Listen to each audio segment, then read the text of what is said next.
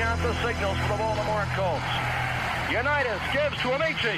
The Colts are the world champions. Amici scores. It's amazing, sensational, dramatic, heart-rending, exciting, thrilling finish in the history of college football. California won the big game. 5 seconds left in the game. You believe in miracles? Yes! Unbelievable. This is Phil Steele. This is Mike Burnham. This is Wes Durham. This is Mike Ashley. Hi, this is Chuck Foreman, number 44 of the Minnesota Vikings. Woo, mercy, this is handsome Jimmy Vane, the Boogie Woogie Man. This is Coach Fry with Virginia Tech Football, and you are listening to Big Dog Sports Talk. Are you ready to rock? Are you ready to roll? Okay, let's do it. You're in the doghouse with Rick Watson on Big Dog Sports Talk, presented by Pulaski County Sports and Entertainment. Join us in the Family Fencing Studios and chime in on the McClellan Chiropractic chat line.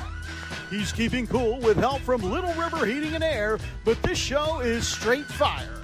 And now, the big dog, Rick Watson.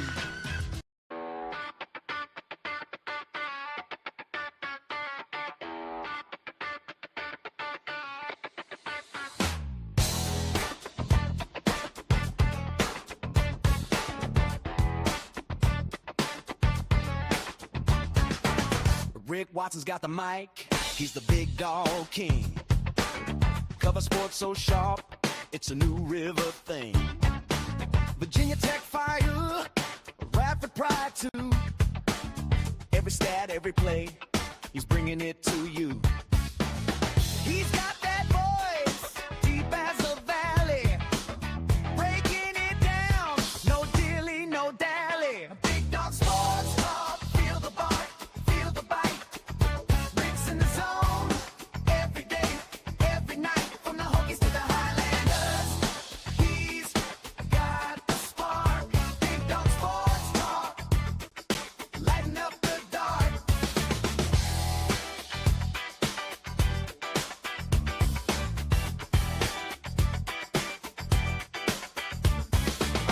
He's got the scoop, faster than a sprint. Calling plays like a coach, every word's a hint. From the courts to the fields, the stories unfold. Rick's play-by-play, worth its weight in gold. With a laugh and a growl, he'll pull you in. Big Dog's podcast, let the games begin. Big Dog Sports Talk, feel the bark.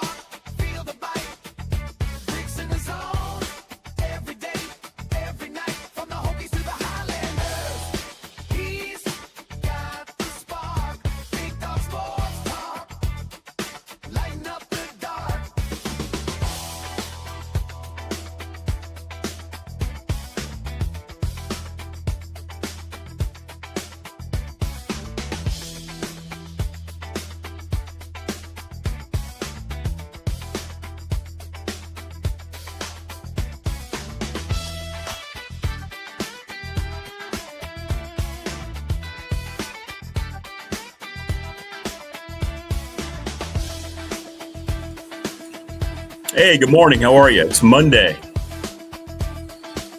What's up, Skyla? Good morning. Good morning, Prometheus.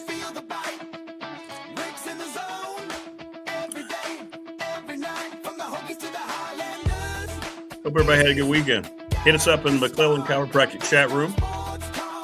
Professional Door Incorporated text line 391-0788 as we broadcast live from our Family Fencing Studios. Get a free quote today at 540-200-8294. Mark Hunley is McClellan Chiropractic, 155 Walters Drive.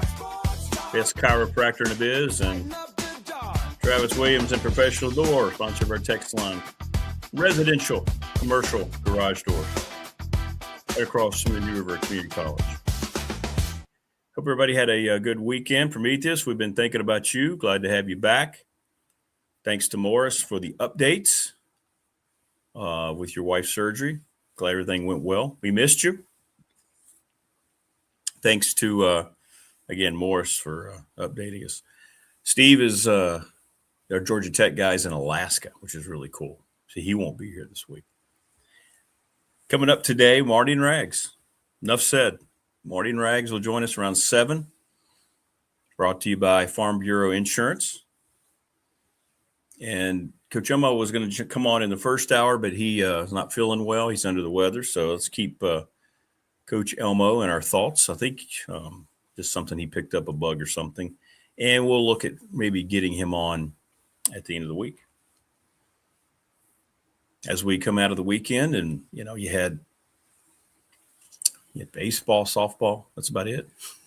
The NBA finals are set. League got what it wanted. Your team like OKC, you're up 3-2, and you just get blown out in the last 2 games. I don't know. I'm going to do my best to give it a watch. Oh, that's right, Big Al. Everything good. Al let me know. So Al was here. His wife was in Northern Virginia, right, Big Al?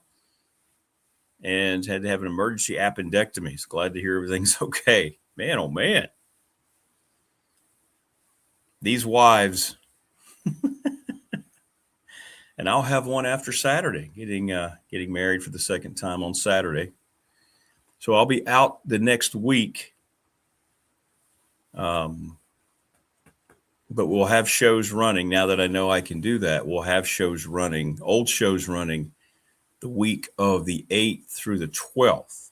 Will not be live here on the program. Then I'll be back the following Monday, a week from today. So just to get you abreast of the situation. All right. And we'll update people on all that stuff as well as we move forward. Please like, subscribe, and share. See there? If you're tuning in for the first time, we would appreciate that. I want to thank Pulaski County Sports Entertainment, our presenting sponsor, and they had a big racing weekend. We're going to try to run down Stacy Compton this week. I'd like to get him back on here before I head out of town. Little River Heating and Air, 1095 Radford Street in Christiansburg, 540-553-2971. Now that we're in June, which today is June 1st, hard to believe, time to get your air units all checked out, make sure they are good to go, running as cheaply as possible and efficiently. Thanks to Brandon at Top Shelf Apparel, 4377 Lee Highway for our T-shirts. BDST Fan Question of the Week brought to you by the attorney Ryan Pry. We'll trust the peeps to come up with a good one. Trusts and Estate Planning, National Bank member FDIC, my exclusive banking partner, and the show's exclusive banking partner. Reach out to them if you have any kind of financial needs and you're thinking about a new bank. I could not suggest them even more than I do already. Ready, Set, Fun, ReadySetFun.com, Bob Christ, BOBCRST11, at Gmail for more information, how a series of text messages can raise money in a hurry for your group in need. Sundown Electric is in Elliston. The Smith Brothers, one of the best reputations of any business in our region. Satisfied clients, every review is positive. Attention to detail, clear communication. They never try to jack up the price to anything. The NRB Super Bowl, where we're going to have our bash, and we're starting to hone in now on dates or times we can get this thing done. I need to get with Morris on that. 382-5525. Take advantage of their weekend midnight madness and enjoy that place. It is really cool. And Lawson's Mobile Home Supply has been doing it since 1997. Give James a call, 540-381-8011, located at 300 North Franklin Street in Christiansburg. Yeah, none of that serious. Exactly. I don't feel like, even though they got the matchup they wanted, Prometheus, I'm with you. Hey, Sweden. What's up, Susanna? Good morning.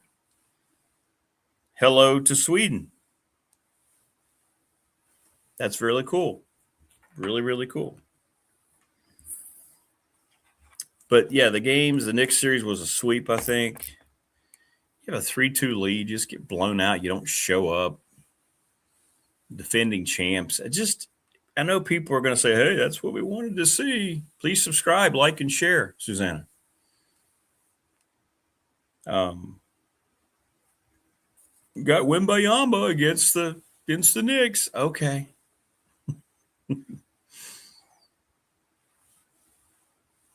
the NBA's going nuts. I'm sure they're doing cartwheels today. They got the New York market in the final. They've got Wembayamba. But that ship has sailed for me. I'll give it a chance to see if I can get into any of it. But I'm not, I can't wait for game one. These finals are going to be off the charts. I just don't feel that at all. There's not a whole lot going on in sports anymore. And I think that's the emotion of it has been lost so much for me as a fan. I just don't feel like I'm, you get so passionate about it. It meant so much before. And now I guess with the money and with all the what's going on in college football and gambling and I don't know. That's been lost. Now you can just kind of watch games stoically. Now I know you're going to feel differently if you're a big Tech football fan and you may invest money and you've bought your season tickets. I get all that. But even that, the college football realm, college sports realm has just changed so much. I don't have that emotion behind it. Now when you hear a result, okay, move on to the next one. And in some ways, sports, obviously, because of the market and inflation, it's making more money than it ever has, especially regarding, TV contracts.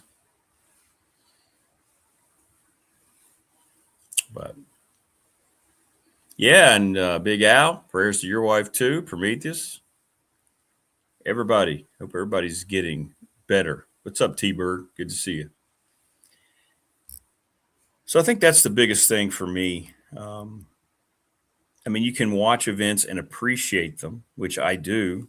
Thank you, Susanna. I see you subscribe.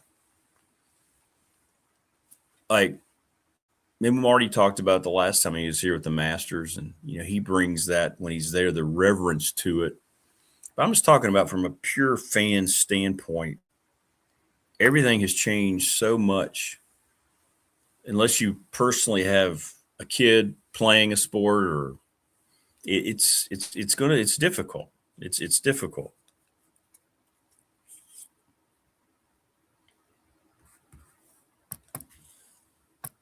The corporate approach to all levels now has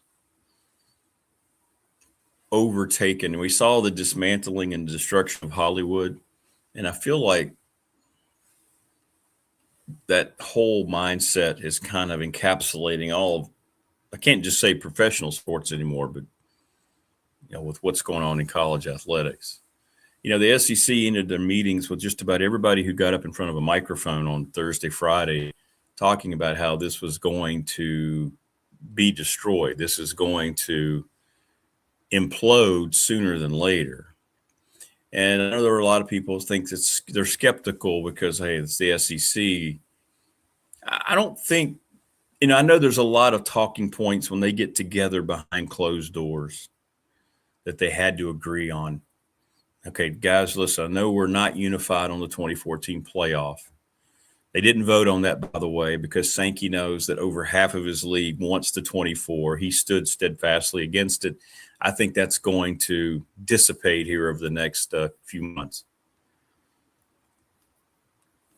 But I think that many folks coming out just talking about the economics of this and how they've kind of projected. You can do inflation percentages and you can talk about this if we don't get any kind of legislation, and it's not happening. I think we just need to drop that, to be honest. I thought about that some this weekend. I don't believe there's any structure in place. I don't believe Congress, the government, president, no matter what they come up with, is ever going to be implemented. They had this latest bill following the first bill. It's immediately been looked at as just, well, they'll never get passed. I just don't feel like we're in any kind of threshold of a time frame to where we hope somebody can legislate. I don't know who that would be, and I don't know who would be allowed to do it. But it feels like the SEC had their movements, had their meetings without any kind of – they wanted it to mean something.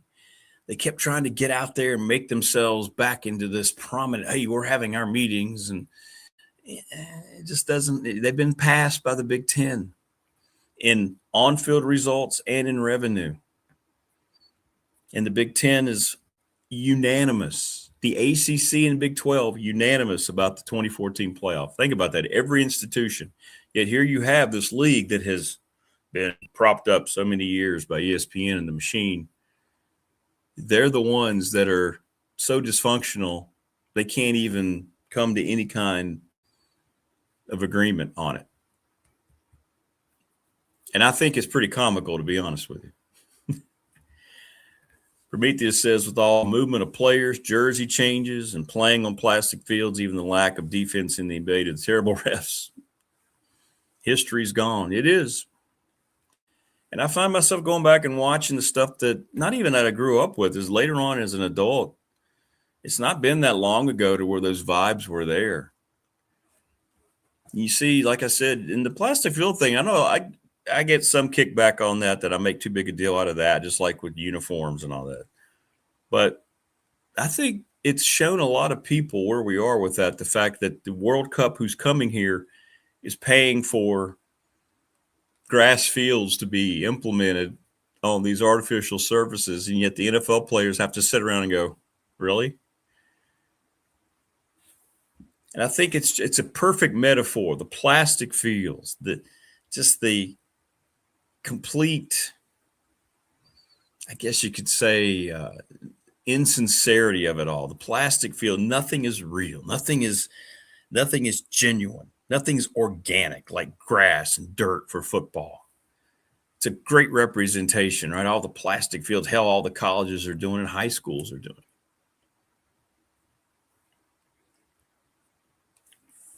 So we have all these things that are happening. And I don't see any of it being good. I don't care what the league makes.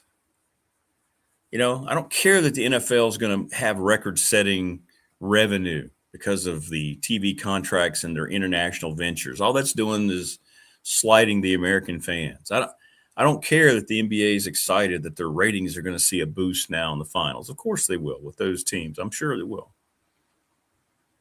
Baseball just, they're going to stop. They're not going to have a season next year. They're going to have to sit out a season because they don't have a salary cap and a floor. It's been gone on so long. And these players are never going to agree to that. So it's going to cost us a whole season. Do we come back from that like we did in 94 when they stopped the season after the All-Star game, a historic season when my guy Tony Gwynn was on pace to hit 400 and then the season just ended? No World Series that year? Well, they're going to have basically a whole season not happen potentially next year. All artificial indeed, Matthew. Getting their priorities so wrong for so long has come to road. Yeah, agreed. And people can choose to ignore it. They can choose that this isn't a big deal. You're going to look at, what James Franklin's doing, and I understand the excitement of the recruiting classes and all that. I don't share that. You're looking at guys who won't contribute for maybe 2 or 3 years down the road. Who knows if James Franklin's even still here? And after meeting him last week, sitting on stage with him, I will be very surprised if he's here more than 3 years. And then what about all those players are they going to stay?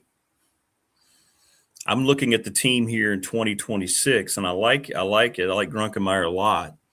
And I think they can have a really good season. So that's what I focus on. I just what we've seen so much in sports with the future being so cloudy and so murky, I don't sit there. That's why I think I equate that to when I see all these, look at these recruiting right people posting how they've gone up 0.50 tenths on now they're in the top 11. Okay, well, you're projecting something that's not going to come to roost 3 years down the road potentially. What's this going to look like in 3 years? What's Virginia Tech football going to look like? They just fired, the governor just fired John Rokovich, who was responsible for the main guy, who I've confirmed that with a lot of people, even people who are involved in the search. He was the guy that wanted that guy. Right? So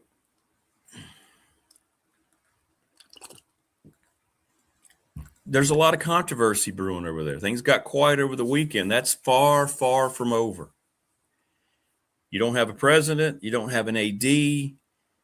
And now you've lost Rokovich from the board.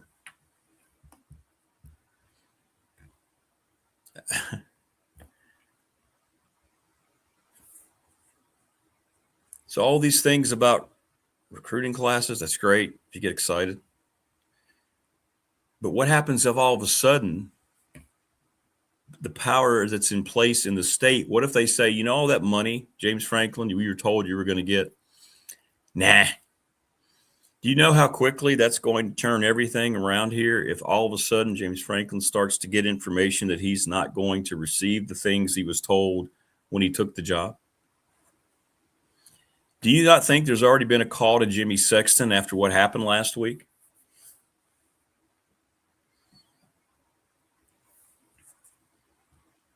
I know there has. You know why? Because I was told that happened. From the same source who told me that James Franklin would be the head coach here. So I think I'm going to trust it. So there's already concerns that are brewing because of what happened last week, last Thursday. And now all of a sudden that's thrown a cloud over all of this excitement, all of these things that, it won't cloud it forever. It won't be a permanent cloud, because as we get into August and you start to see the preview and you see all these college football highlights and all this and the magazines, and we have Phil Steele on, we'll forget about it, or you'll suppress it. You don't forget about it, you suppress it.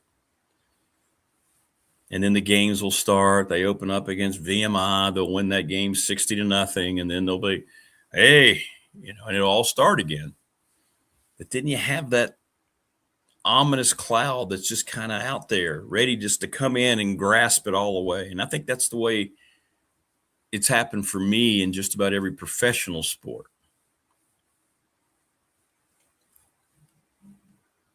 Even the NFL, this whole thing with the international push, they don't care. They don't address it. They don't care about the American fan. They don't care about me and you. They're just trying to create more and more billionaires, trying to create more and more revenue. More and more and more. Yes, Wayne. Thank you, by the way. Wayne's so nice. Wayne sent me this. There you go. Yeah. Awesome. That's my new watering glass for the show. Thanks, Wayne. Means a lot, man. That's cool. That's very cool. Can y'all see that okay? I'm still going to believe. I still haven't seen anything about capturing Bigfoot, this video that allegedly disproves the Patterson film. When's it coming out? When can we see it? It just kind of has disappeared.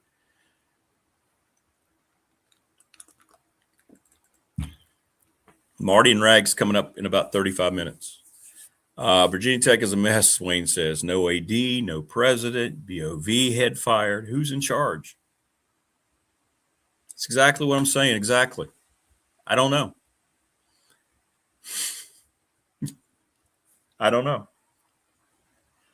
And I'm starting to wonder now, this is just a theory I thought about over the weekend. When I was supposed to do the Q&A with James Franklin over there for the chamber and all the business community, it was supposed to go 90 minutes. He was going to get there at 8 and kind of hobnob. We were going to jump on the stage, go from about, 8:30 to 9:15, and then he was going to finish up. But they shortened it to half an hour. And then when that ended and I got into Radford, then I saw this come down with Rokovich. And then I wonder, did they have some kind of, I'm guessing they were in Richmond the night before, meeting the donors and going on the James Franklin tour. And I'm wondering, did they get a heads up? And maybe that's why they needed to get back, kind of makes sense in a way. But I don't know. There is no one in charge there right now. You have to just go about doing your thing. I know they feel really good about their recruiting weekend. I think they got another tight end commitment. But I think the questions have to linger. And I have no question at this point. There's no way in my mind, and y'all can tell me 100% Prometheus. Yeah, 100%. There's no way you can tell me in my mind that James Franklin came here for this. He may have gotten a vibe about the president and the AD changes, and he's going to have a massive say in the AD. But they put up, it was a great picture. I don't know if it was Tech Sideline, some of the other tech sites on X, and there's a lot of good ones. Sons of Saturday, the course Boundary Corner. I can't remember who it was. But they had the picture of James Franklin with Tim Sands, Whit Babcock, John Rogovich, and there's only one guy left in that picture. And I, even as confident as James Franklin is, I can't imagine that he foresaw all of this now that he's here and established, finishing up his first spring, getting into his first summer program. So I wonder. Because there was no bigger proponent for James Franklin than John Rokovich. None.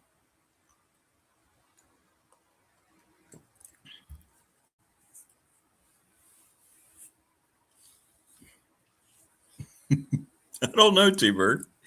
Didn't Bigfoot star? Well, you might be right, Prometheus. That could be true too. Didn't Bigfoot star in a first-year episode of Scooby-Doo where he thawed from a block of ice to wreak havoc until those meddling kids arrived? I don't know. I would really like to think so. By the way, I'm going to go ahead and there's a couple announcements. Obviously, we announced the show with Dwight Vick, which we're very excited about. Victory from the Tunnel, which will start the week of the first game. We might do it the week before the first game, and it's going to run through football season, an hour long with Dwight. We're going to have all sorts of features. We're going to have former players on. It's going to be outstanding. I cannot wait. That'll be part of the channel. And Big Dog Pop will debut this month. It'll be in the evening. So what I'm going to do is when I get back from my honeymoon, just to give you a time frame, it'll be the week of math. It'll be the week of the 15th. The week of the 15th is when Big Dog Pop will debut on this channel, and you will be part of it. You just send me your email privately on the Professional Door text line, and we'll put you up on the, if you want to join, give you an invite, get your camera ready, and we'll get you up there, and we'll just talk about all sorts of things. So that's happening. Also, things have changed at this particular school because they just lost their football coach, but the plan here on this channel in 2026 is that we will carry the audio, the radio version of every Blacksburg High School football game. So Blacksburg High School football, that's right, will be here on the channel. Now, Coach Leonard just left. He just went to William Fleming, which kind of has thrown things into a delay. Obviously, they're trying to get a new coach. But the reason Blacksburg, we went around to Pulaski County, my alma mater, but they already have a radio deal. So they politely said, hey, we're going to stick with radio. Radford High School, you name it. Everybody else is on radio. Christiansburg, Floyd, Giles, they all have it. So really the only place that made sense is Blacksburg. So again, it won't be the game video, but for sponsors, potential sponsors. We can run your ads during the game. The whoever ends up doing the game, pregame, postgame, will be live on camera, and then the game will be. That's yet to be determined, Wayne. About those, it won't be me, but that's yet to be determined. So the audio will be on, and we'll have a logo up so you can hear. And what's great about this is you don't have to worry about being at a radio signal. You just have to go to the channel. And there's the game. And I think Blacksburg High School deserves the coverage. It's a program that's on the rise. Really, really good people over there. And they are excited about it. And when they get a new coach hired, we're going to formally have a press release. So I'm excited about it because it's community. The show's community driven. And it's great. It's great. Yep, correct. Those are the Floyd guys.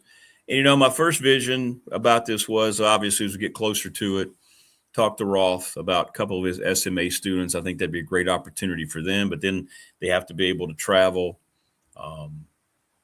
Brad Epperly, who runs the Montgomery County Rec Department, I've already spoken to him and said, hey, if you'd like to do this, we'd love to have you. He's thinking about it. He'll let me know. But, yeah, we'll have somebody really good in there. I know Brad knows the program extremely well. His son went through it, and we'll find out about that. But we'll have further development on this throughout June and July. But I'm excited about that. And, again, Blacksburg's the only school that doesn't have coverage. It's, in here in the New River Valley. And that makes no sense to me because I think it might be the largest school now with all the transfers down from, coming in, folks working at Virginia Tech.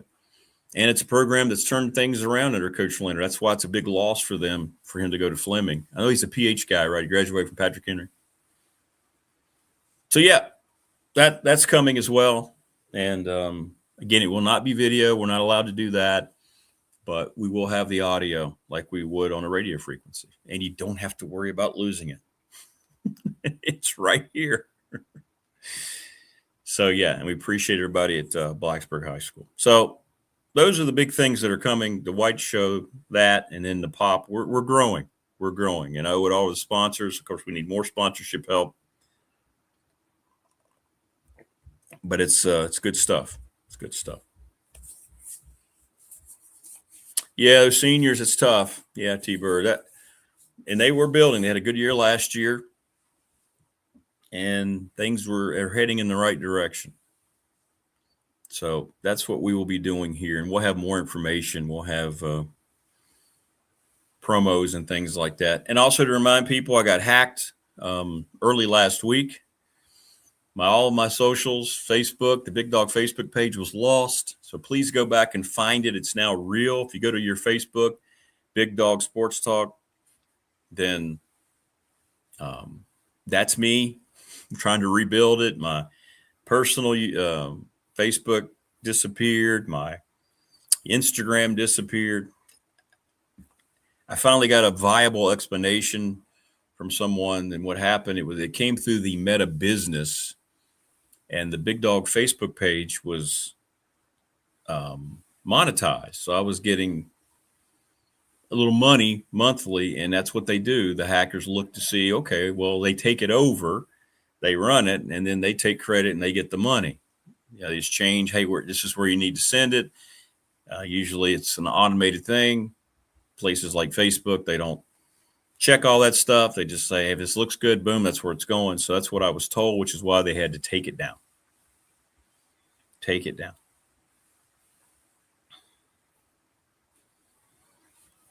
So if you get an invite from me, it's not spam. It's not a hacker. It's me. I've tried to recreate the pages as closely to the original as possible. So there you go. So that's all the announcements I have right now. Big Dog Pop will happen the week I get back. And then Victory from the Tunnel, VICK. See how clever we are? And then Blacksburg football. So we're excited. 4th and Goal show is going to be revamped. We'll have an announcement how that's going to look. I got a couple people I need to talk to about that. Still get that developed, but we're plugging along. We're plugging along. 5 years. Oh, how I wish. Rick will be sitting in his office on the day of his daughter's wedding while all the world's sports moguls wait for their 60 seconds. Gets his rings. Wayne, so that $10,000 payment went to a hacker? I thought it went to you. Dang. That's funny. That's funny.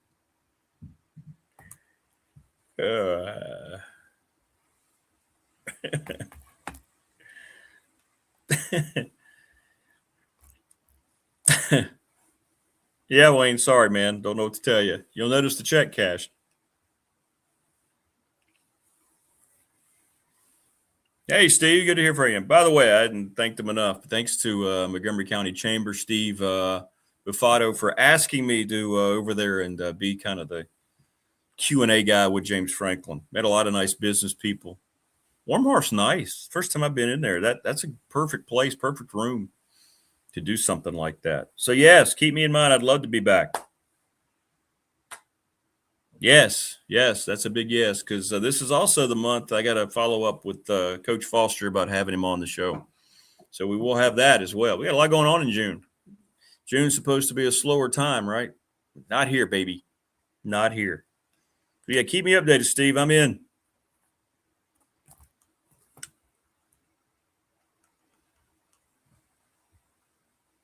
Yeah, that was good. That was good. You never had Poison played like I paid for. Was wondering. I tried. I really tried, but we would have gotten dinged pretty heavily with that.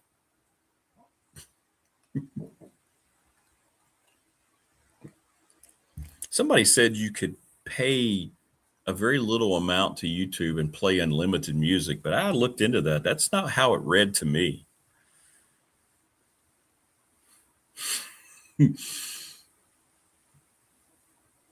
Somebody said you know what, if you agree to pay $5 a month, you can play whatever you want, but that's not the way it looked to me.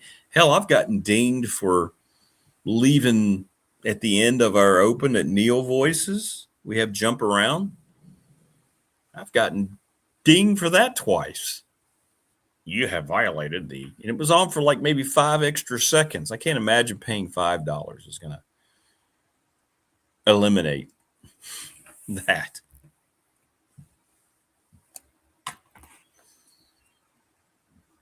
Yeah, I think it's primarily a YouTube thing. Yeah. Which is strange. So I don't know. But I do miss the music part of the program. I do. And I miss our All Request Friday mornings. Because they kind of set the tone for the weekend, every weekend heading into it. But good stuff, and it's going to continue to get good because coming up at the top of the hour, Marty and Rags. Coach Elmo is a little under the weather, so keep him in your thoughts as well. And so glad to hear Prometheus and Big Al. Everybody's doing okay. Mattel would have ruled the world if they'd put out a possible Bigfoot figure, a posable Bigfoot figure on the Harley instead of that Knievel dude. Evil Knievel and Bigfoot. Who wins the challenges?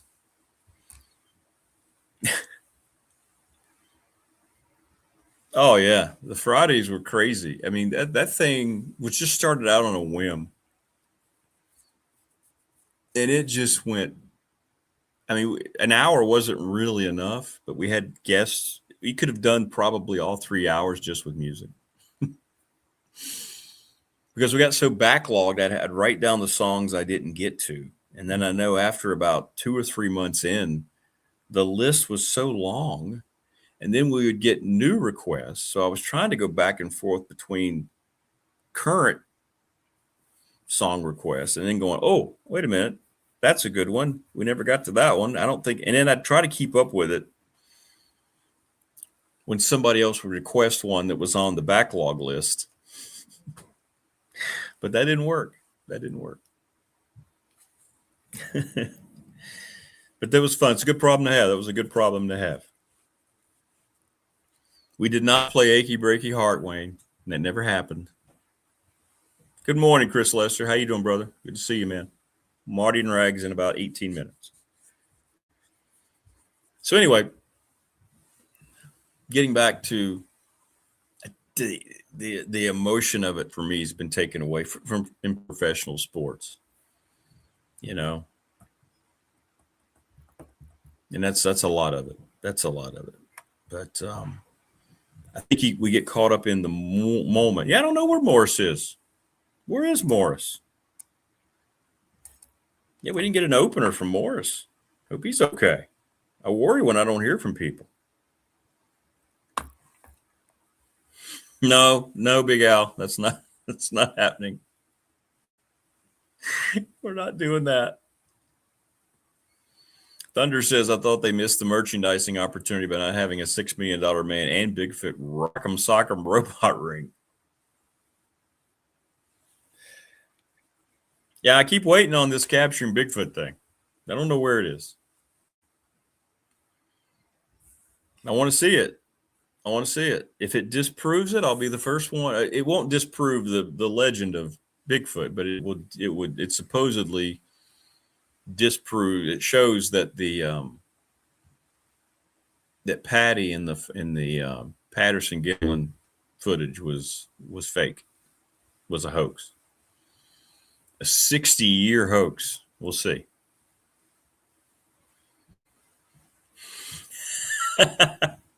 That's exactly it, Chris. Chris says, I love how we all look for each other in the morning like the old men at Hardy. Yeah, you're right. That's a great analogy. So we're all sitting around with our tea, our bacon, egg, and cheese biscuits. Ooh, the Hardee's chicken biscuit.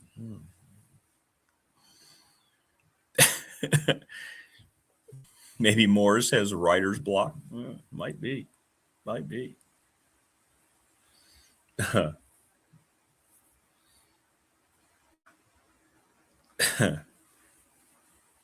That's exactly it.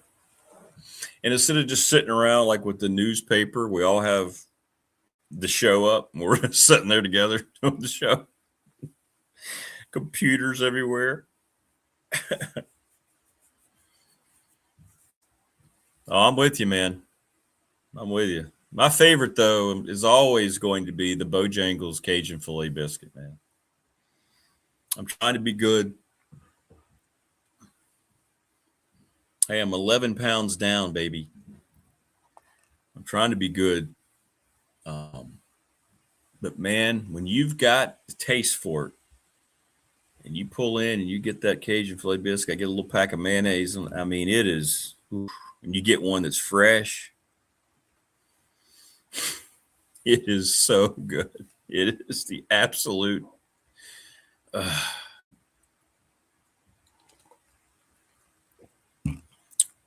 mean, I'm giving them a free plug right now. But Bojangles does breakfast sandwiches right. They do. 100%. And the one in Radford are people that are always nice. Or Fairlawn, I guess I should say. Across the bridge, it's Fairlawn. I don't know, Chris. It's kind of like you just want to get down to a certain, I don't know. If I'm 11 down, but for instance, like this shirt here used to be way too tight. This is a different version of the Navy. I had one that I wore a lot.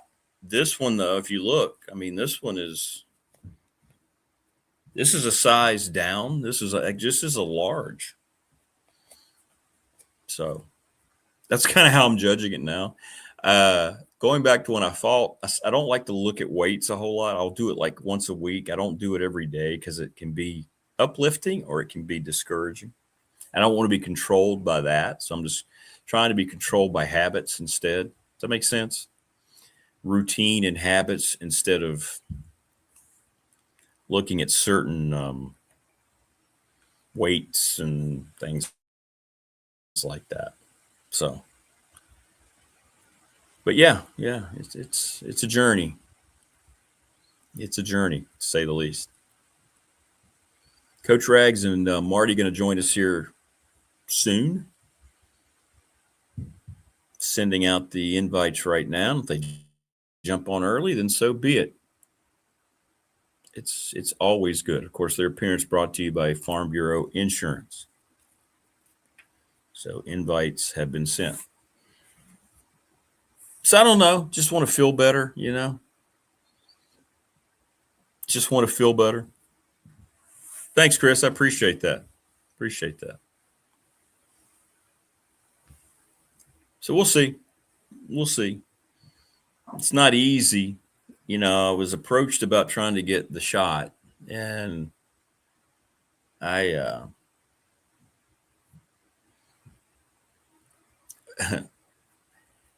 I guess this goes back to being how my own experiences with Pulaski County football and with fighting. I had to earn it. You had to have the willpower to do it.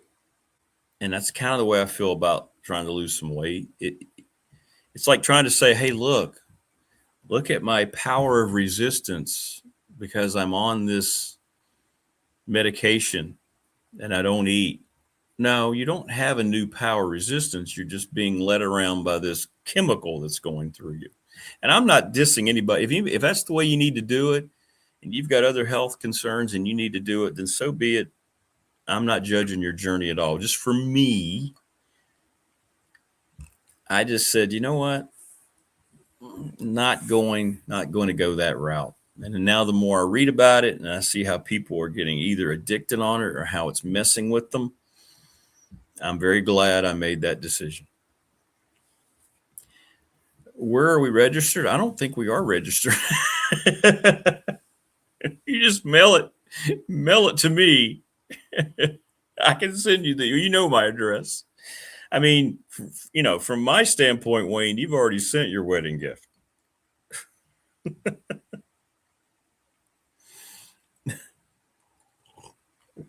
And that was 100% it for me, Prometheus. Yep. I just didn't want to, especially after the crap we went through with COVID and how the shot really has caught it. I just didn't want any part of that. But hey, if you need to do it,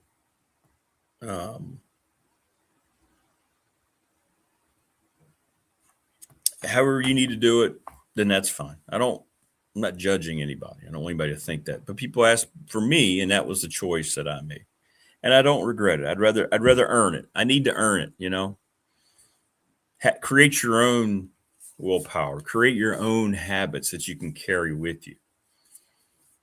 Because if you really dig deep, man, the hard stories of being on that stuff, it's starting to pile up. A little bit. I do remember the Hardy's glasses. I do. 100%. They had McDonald's had great glasses too, man.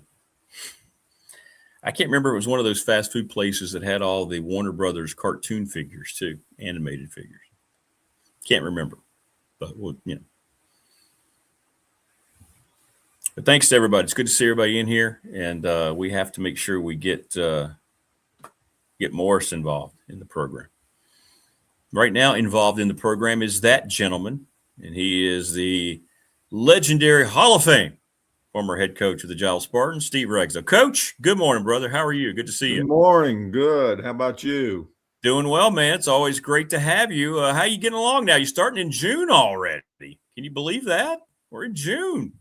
Yeah, man, time flies, particularly the older you get, for sure. How are you doing now? It beats January, doesn't it? I'm telling you. It does, man. I would much rather be talking about June with a J instead of January. 100%. Right. For sure. Hey, I wanted to ask you before Marty jumps in here. I was talking about as we get older too. When you watch sports now, and you coached it. What has been some of the biggest changes for me? I don't know if I don't have the same emotion, I guess, especially toward professional sport, because sports is always tied into your personality and how you react and what it conjures up inside of you. Have you lost some of that as you've, gotten out of coaching and you watch sports now, or can you still get the same kind of excitement or close to the same type of, enthusiasm you used to have when you followed events or games? Well, a little bit of both, actually. It's funny. I can sit down and watch a game of any sport, baseball, basketball, football, whatever. And when I turn it on, might not even know who's playing. But before the game is over, I've picked a favorite team that I want to win.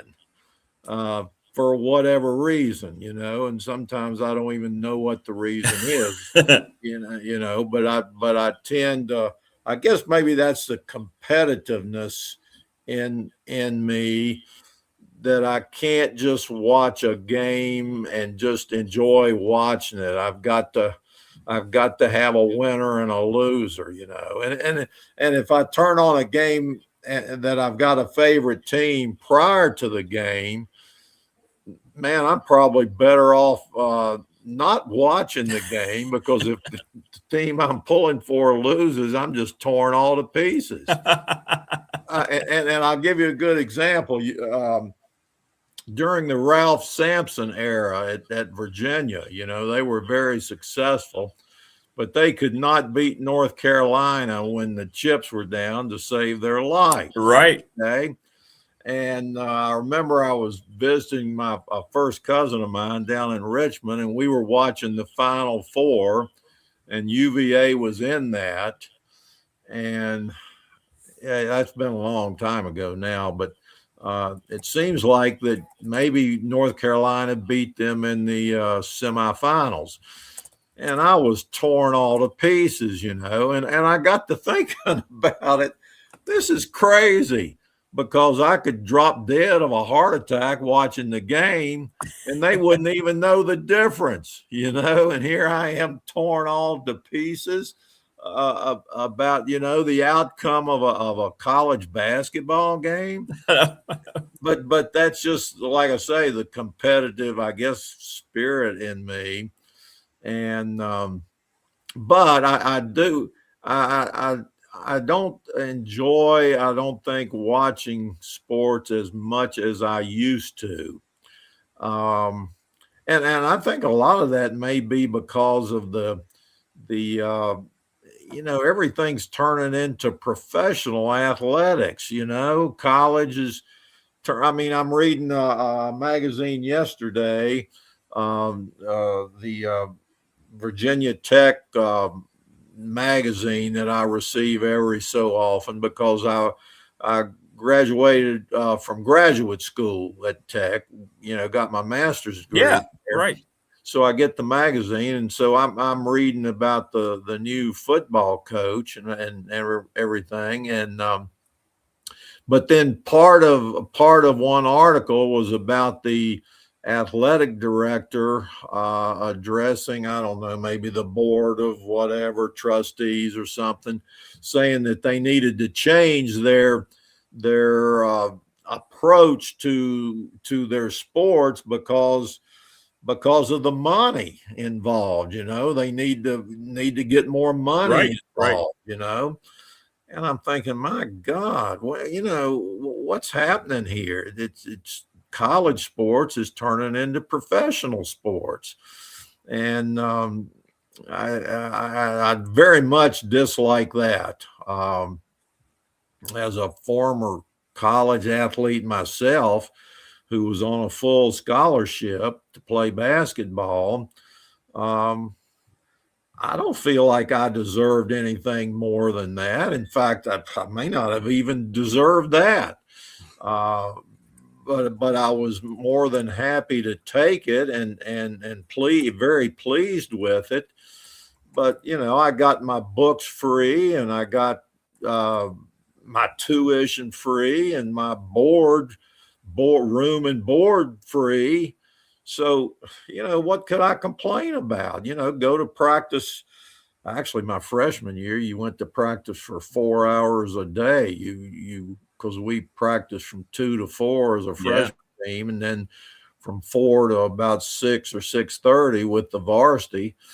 And so you had a 4-hour commitment there in the afternoon in pre-season. Well, during the season as well. Yeah, right. And things like practicing on Sunday evening, and practicing during the holidays. I mean, you very seldom got to go home during the season, if any.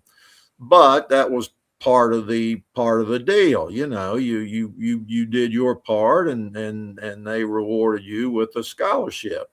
And so, gosh almighty, what else can you ask for?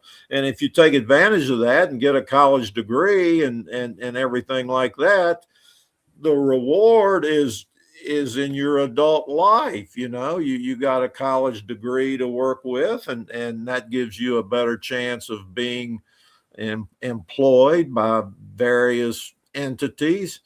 And so, life was good. So, I just don't like it. College athletes getting paid.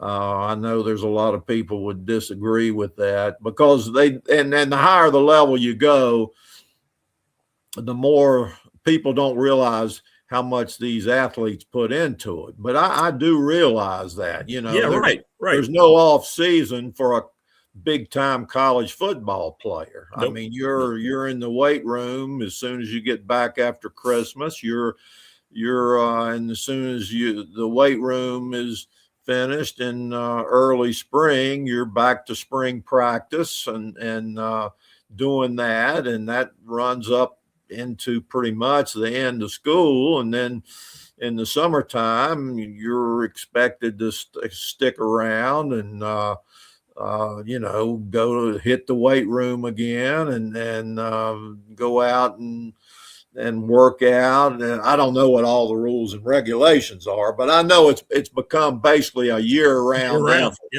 effort for college athletes. Certainly for Division II and Division I college athletes, because you are on scholarship, and therefore there's a lot expected out of you.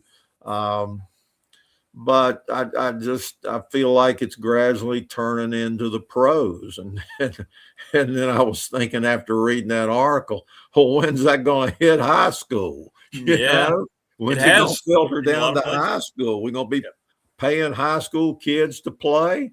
God, I hope not. So that's one thing I think is a problem.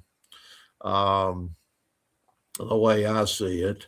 And so I don't know, but and so that's kind of changed the way I look at watching college sports. I used to, like in the wintertime, man, I couldn't on Saturday, I couldn't wait to turn on the ACC game of the week. There was only one at that time. One game, right. Yeah, and guys like who was a left-handed guy? This goes way back, who played for Carolina, and football, Cunningham. Basketball. Huh? Oh yeah, Coach. Yeah. What was his first name? He was a left-hander, could jump and move, and real athletic, So I just really look forward to those Saturday ACC basketball games. And then, of course, football on Saturday. And way back then, there was basically, one game, maybe two games. Now there's so many of them, you can't filter out what's going on and who's playing who. Billy Cunningham, was that? Billy right? Cunningham, yeah, that's his name. I don't know why he came to mind, but I can just remember him playing for Carolina. He was very athletic, and I really liked watching ACC basketball. And I can remember I've got an older brother, 5 years older than I am, and he went to William and Mary. just as a regular student. He wasn't on any kind of athletic scholarship or anything. But right. But I remember one year, William and Mary.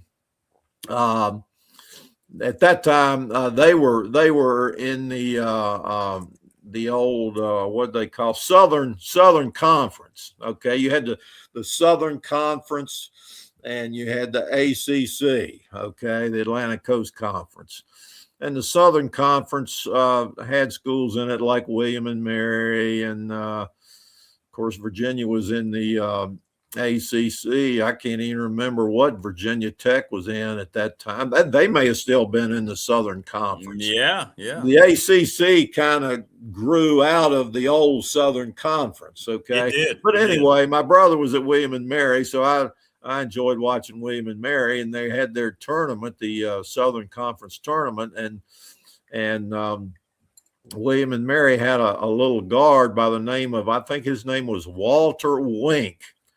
And he was your prototype guard. Hey, Marty. Morning, Coach. You're the man. Let's go, Walter Wink. Giving a little history here. Little history lesson for you young guys. And so anyway, he really ran the team, man, as the point guard, and he was and they referred to him when he had the ball as the Wink Walk, something like that. Okay. And heck, I can remember going to football games at Old Miles Stadium over at Virginia Tech that used to sit right in there. If you go to the front of the Coliseum now and you put your back to the Coliseum and you look across the street, and there's a dorm on the right, and there's a dorm on the left, and I think it's called Dietrich Hall, which is their dining hall, kind of down over the hill, and there's a big flat area in there. Okay, well, that's where that area is where Miles Stadium used to be. All right, the football stadium. I saw Fred Biletnikoff play in that stadium when Florida State came to Virginia Tech and played, and they did every year. Florida State was I don't know that they were in the ACC. I don't think they were, so they may have been an independent or something. But I saw Fred Biletnikoff play in that stadium. I saw the quarterback for Virginia Tech. Gosh, I can't remember his. Don Strock? Started with an S. Oh, this is long before Don Strock, man. It started with an S, and he would roll out. He would open up to his left and then come back around to the right, and on a design run. The whole time it was designed to run. Schweikel, something like that. Okay, I can't remember his name. But anyway, you to get to the stadium, you park down around the drill field down there somewhere, and you walked up past the War Memorial Gymnasium and went up to the football stadium. The football stadium was behind the gym. And heck, I can remember going to basketball games in the basketball arena that's no longer a basketball arena. It's now, got swimming pool in there and everything. I can remember going to the New River District tournament. Well, I don't know if the New River District was even formed then. I guess it was early on there. It's either the old, it would probably have been the New River District. They held that in the old, what's the name of the old gym? Help me out here. I just said it a few minutes ago, but I can remember going to the high school basketball tournament when I can remember just as well Narrows playing Blacksburg in there. Of course, Blacksburg was always in the finals because they were just like the team. But anyhow, I'll shut up because we got the man on now. We got Marty in here now. Stop it. What's up, Martin? Along for the ride, man. I want to hear more about Schweitzer. Yeah, Bob Schweikert, what they're telling me in chat. Schweikert, Schweikert. Yeah. Coach, your Well, memory heck, fire too. blows my I mind. can remember going down to Roanoke to Victory Stadium, and that doesn't even exist anymore. All right, to see the Harvest Bowl. Okay, they had what was called the Harvest Bowl every year, and that was between Virginia Tech and some opponent that they played. And I remember one year they played Wake Forest, okay, in Victory Stadium. And Wake Forest had a running back called Brian Piccolo. Oh, yeah. Now, you've probably heard of him because there's a movie about him. Brian Piccolo, who was drafted by the Chicago Bears from Wake Forest and went and played with them and became a great friend of Gale Sayers. All right, now there's an old name for you in the NFL, and he made the team with the Chicago Bears and was playing with them. And that day down there, I can't remember who won the game. I'm not sure, but Piccolo had a heck of a day running the football. And there is now a plaque that sits down in the corner down there. That's now a big across the Roanoke River from where Victory Stadium used to sit is a large recreation area. Soccer fields, tennis courts, midget football, all that stuff. But down in the corner is a plaque. It's up on like a stone pillar type of thing that commemorates that very game, Brian Piccolo and Wake Forest versus Virginia Tech. And then, of course, the big game was Virginia Tech and VMI at the end at Thanksgiving, which ended I guess that ended the season.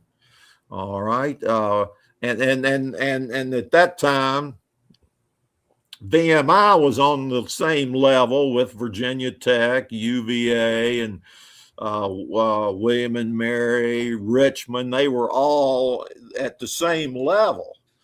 Okay. And then ended up, UVA and Virginia Tech going on up to the big time, or rather, it's more like the others dropping back down. And, but that was the game of the year, Thanksgiving Day. Both military Corps of Cadets would take a train and march up the street there, march up Elm Avenue from the railroad station down there where Hotel Roanoke is, and march up to Old Victory Stadium. And the place was packed. So I mean, those and it was, and then all the fans at that time, they would dress up. I can remember my dad. We'd go down to the game and maybe, and he'd be in a coat and tie. Of course, at that time, the coaches were in a coat and tie. You can see pictures of Vince Lombardi, going up and down the sideline in a coat and a tie, or maybe just his short sleeve shirt and a tie on.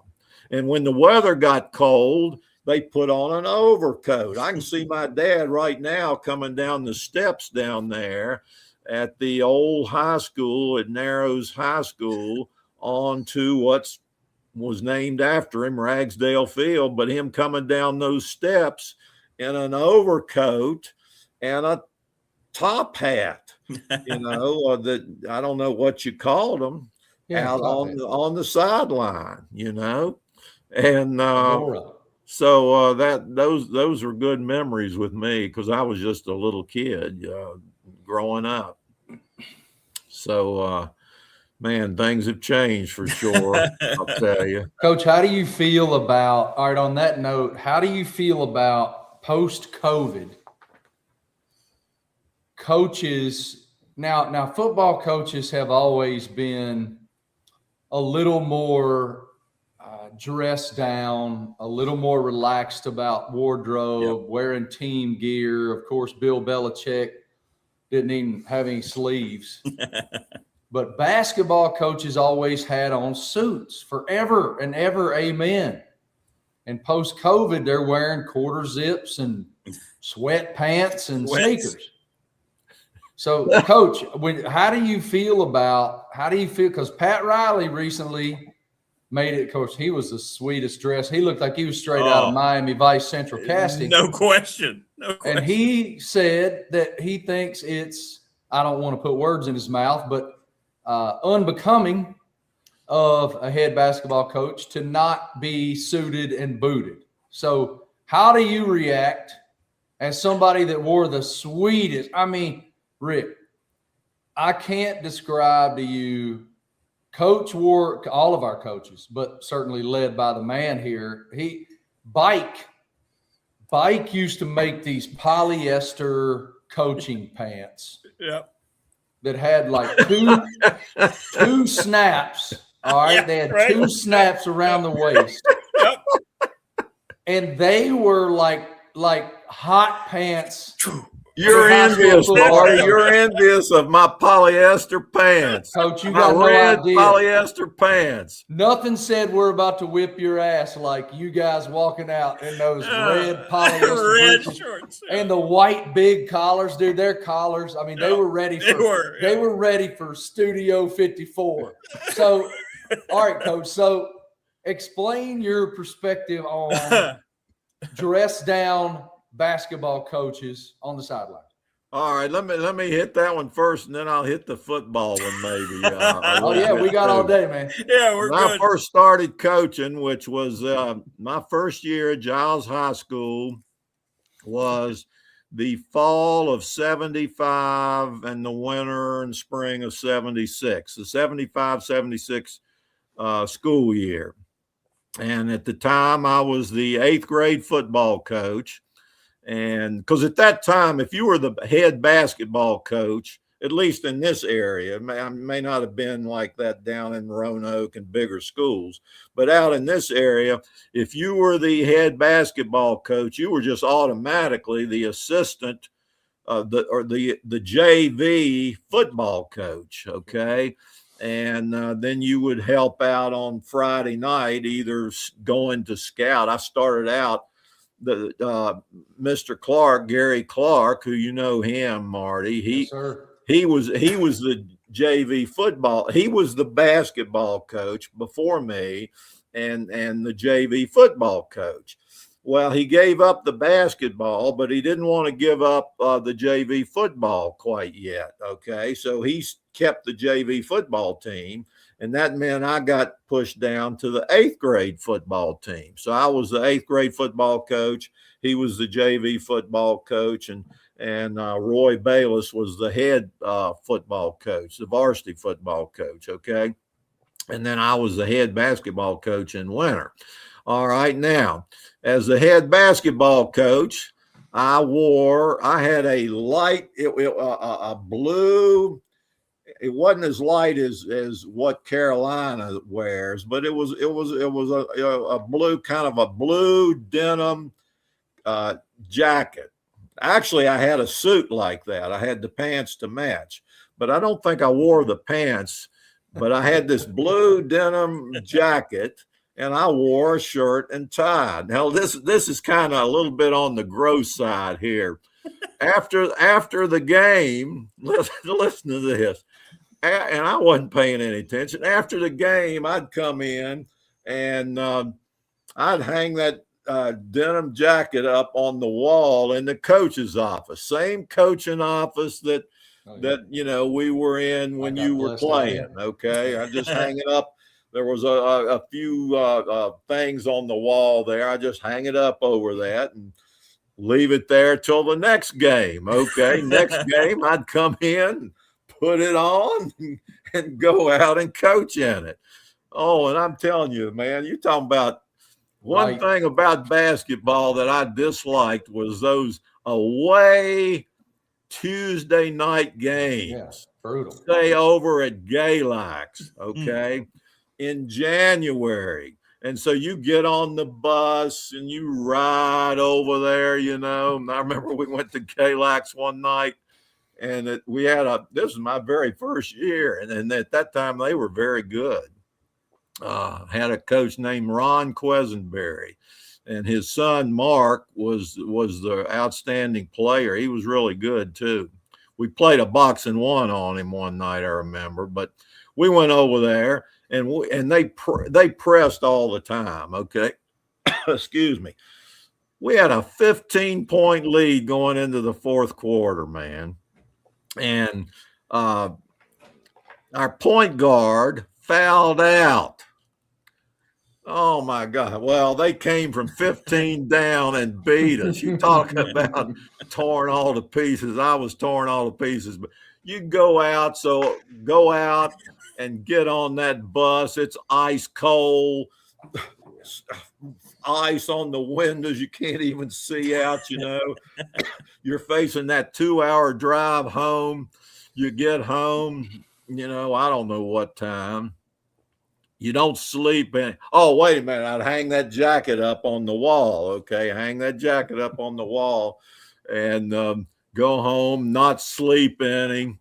Got to get up the next day and go teach five classes out of 6 periods. This idea that the command, I mean, I coached basketball, football, even coached tennis one spring, and I taught 5 out of 6 classes. We had a 6-period day. I taught 5 classes.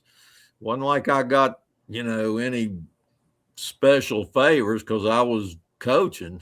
Just 5 classes.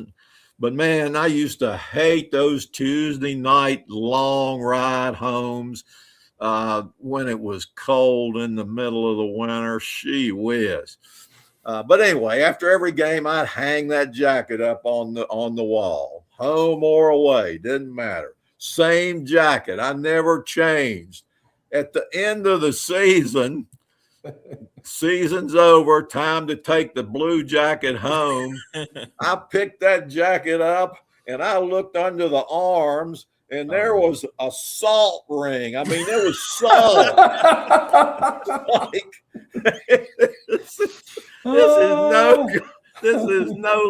There was salt right around the underarms of that jacket, and it was so stiff, the arms would just stay out. And I brought that home. At the time, I wasn't married yet, and thank goodness I wasn't. Because Patty would have beat me over the head with that jacket. She would have just thrown it in the trash. But not coming in the house. So I think it would be kind of nice, even at that time, to have a short sleeve shirt on, you know, instead of a jacket. You know, and then when I say jacket, it was a suit. It was a suit coat. I can tell you, I can relate to this. And I wouldn't want to be. I was really glad when that kind of faded away. I coached basketball there. I think it was like 9 or 10 years, and a good portion of that time was wait a minute. I may have coached both of them for 9 or 10 years, because then I became the head football coach as well. So I was head basketball and head football. And, but I was glad to get rid of that jacket and just wear a t-shirt like I've got on this morning, you know, with a collar and everything like that. Now I do believe in particularly in basketball, you're kind of in close quarters and people are right there around you and they can see you. And I think you ought not to just wear, you know, a tank top or something like that. You know, of course, my muscles were so big. Oh yeah, Coach always was yoked up. So I would, you know, and then I went to just a short sleeve shirt like I've got right now. Never a long. I don't even own a long sleeve shirt. I don't own one now. I didn't own one then. I could not stand, even in the classroom, to be in a long sleeve shirt because my personality was, it was kind of intense, and also 100% fact. I needed to have some air flowing into those. No more salt. No more salt. Yeah, to those salt mines, to keep things under control a little bit. So to put on a long sleeve shirt. I never wore a jacket in the classroom. I could not do that because of what I was just talking about. So I was glad to get rid of that jacket. And then in football, I wouldn't have wanted to be in a coat and tie like my dad coached in, during the games. I wouldn't like that at all. So I just dressed for the weather then, the cold weather, put more on. And now I wasn't one of these guys like you see these players, out on the field and it's snowing and they're up in Green Bay and the temperature's 10 degrees. By the way, I can remember watching the what do they call it, the Ice Bowl, when the Packers played the Cowboys in Green Bay, and the temperature was something like the temperature, not the wind chill, was like negative 12 degrees. And they hadn't put a heating system underneath the turf at that time, and the ground was solid. They had no traction at all on the ground hardly. And but man, I wasn't about to go out there and some rinky-dink little windbreaker or something when it was really cold. I put as many clothes on as I could possibly get. I remember when we played Lunenburg, Marty, and I had everything on I could get. So did I. I had on these Smurf blue tights on my legs because I had little old pin legs. Hell, I still do. And I mean, I weighed like 135 pounds, and I was 6 feet tall. And you're tall, yeah. I had as many layers as I could get on, and I had on these Smurf blue like a long sleeve shirt, and then I had on tights way before football players wore tights, and they didn't do anything. But I'm going to tell you, man,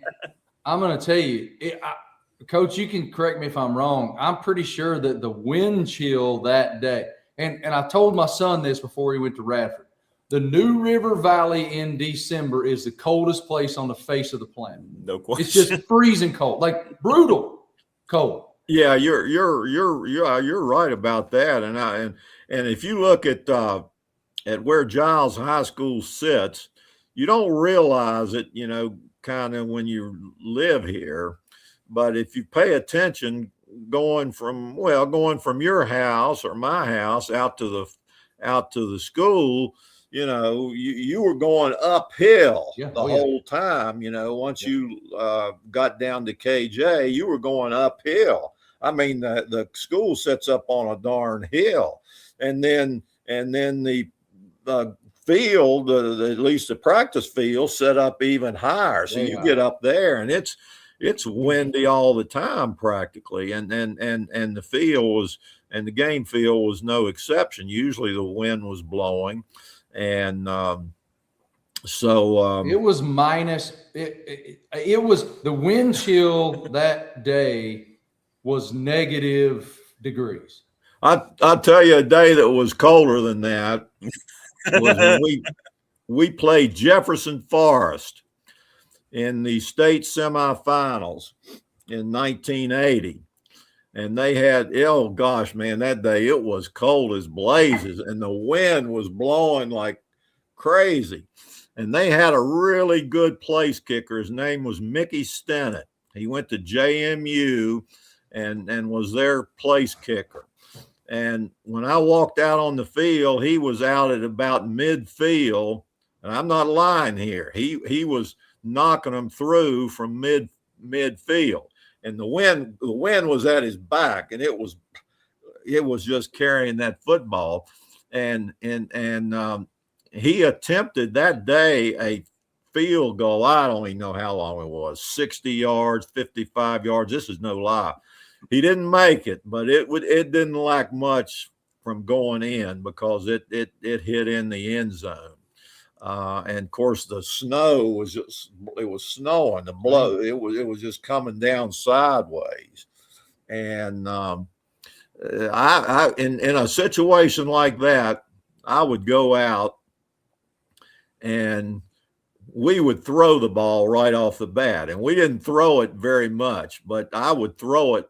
In fact, that very game, I think the first series we had the ball, we were going into the wind, and we threw a pass in the very first series going into the wind because I wanted to show the other team that, hey, we will throw it. We're not afraid to throw it. And then we played Powell Valley one year at home in a pouring down rain. And it just poured the whole game through. And we threw 32 passes the very first play of the game. Wow. And we completed it too. And I mean, it was pouring down rain. And but there again, I thought, well, I'm going to show them we will throw it. And that was a game there that we were unbalanced. We had an unbalanced line. And we had the capability of flip-flopping it. We had what I called the strong side or long side, and we had the short side. I never liked to use the saying weak side, all right, because I didn't want anything to be weak, but I referred to it as the short side. And but we got into the second half. Where are you, Rick? Come back, Rick. Yeah, I'm back. Hang on, we're getting there. Rick had to go pee. He's all right. And that was the only game we got into the second half, and it was pouring down rain. The only thing we could gain any yardage on was 46, and we would go right formation and run 46. We would go left formation and run 46, right, left, same play for one entire series, but they couldn't stop it during that series. And we went down and scored. And while I'm thinking, I got to tell this story. This is a good one. We played Gate City in the playoffs one year, okay? And they were huge. Every guy on their line was big, okay? Well, we got the ball down on about our 20-yard line at some point. I'm thinking this might have been the first possession of the second half. And we ran our first play. And I looked and I said, because I'm always looking at the defense, looking at the defense to see what they're doing. And I said, damn, I don't think they've got but 10 guys out there. And I called up to whoever was in the press box upstairs. I said, count their defensive players. How many players have they got? 10 players. We drove the length of the field, 80 yards, and it was tough going, man. And they only had 10 people on the field the whole drive. And we still couldn't hardly get down the field. But they never realized that they only had 10 people. Somebody got fired that day. Thank goodness somebody were able to go down and score, and we actually won the game. And that's the only time that's ever happened. I mean, the entire drive, and it was like 3 yards, 4 yards, 6 yards, there wasn't any long gainers in there. But anyhow. We got to go back to them red pants. You never expounded upon the 2-snap bike pants. Now, here's the thing about it, all right? The pants were reserved for Friday night. Yeah. And the shorts, which were incredibly unfortunate, were donned Monday through Thursday for the vast majority of the season. Yeah. Jeff until it got Williams. cold. Jeff Williams wore the shorts hell or high water. And that was really unfortunate because he chose a pair that were just so young. It was a wardrobe problem. But our coaches came out, and I mean, when you say uniform, they were uniform. They had a white polo on, white, golf shirt. If it was a little chilly or colder, they had on a Spartan football jacket. All of them had on a Spartan football hat or a hat that said Giles, and all of them had on the red bike coaching pants. Yep. And those pants were straight out of Saturday Night Fever. Hey, let me talk about that Spartan football stuff, okay? Ready, let's go. Rick, this comes from the Green Bay Packers. The Packers, I don't know, I may have said this before. They were my favorite team growing up, and the reason for that was because of Virginia Tech's Carroll Dale played for him, okay? Carroll Dale. And he at the end of the season, he called on my dad. Dad was still coaching there in the early 60s. He called on him because he was selling sporting goods for Appalachian Athletic House out of Bristol, Tennessee. Now, think about these pro players now doing that. Back then, they had to have an off-season job, all right? But anyway, I love the Packers. And, of course, Lombardi was the coach, and they were very, very successful. And I read everything I could get on the Packers and Lombardi in particular. And somewhere along the line, I read, and it may have been in Jerry Kramer's book. Kramer was one of their guards in there, and pulled on their sweep. Okay. And by the way, Lombardi and his Lombardi on Football. There's a big book called Lombardi on Football. I've got it upstairs right now that I read, and the forward in his book talks about his Green Bay Packers sweep. That was their play, and he said that it was patterned after Jock Sutherland's great single wing sweeps at the University of Pittsburgh. Jock Sutherland was a head coach back in the 30s at the University of Pittsburgh. No. All right. And they ran the single wing. And so he says, Lombardi does, that his sweep out of the T4, the standard pro set, was patterned after Jock Sutherland's single wing sweeps. Okay. And he talked also about using the phrase Packer football. Packer football. He always referred to Packer football. And I thought, God, I like that. I like that.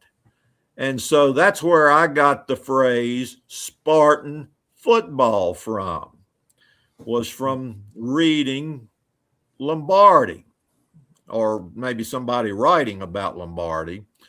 Packer football, Spartan football. Now, at the end of the season, if you recall, Marty, we would give a T-shirt to every kid who played varsity football. Well, I gave a T-shirt to the, I think JV in 8th grade too, but didn't give one to them. Okay. No way. All right. So, but we gave them to the varsity, and it said Spartan football on it. Now, you could not go down to the shoe store downtown. Rick, we had a shoe store downtown, and the lady's name. She was really nice and worked with us. They sold, it was a shoe store, and then in the wintertime she did taxis for people. She H&R Block, I think. Giles Shoe Center. They would let me bring merchandise down there and sell it. Okay. Well, you could not buy anything that said Spartan football on it. The only way you could get something with Spartan football on it was to be a varsity football player and for the entire season.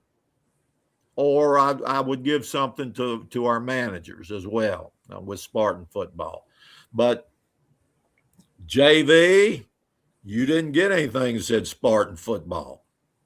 8th grade, see, we're 8 through 12, which actually was a good advantage because we could get them started on that single wing down in the 8th grade and then follow that up in JV and then follow that up in varsity.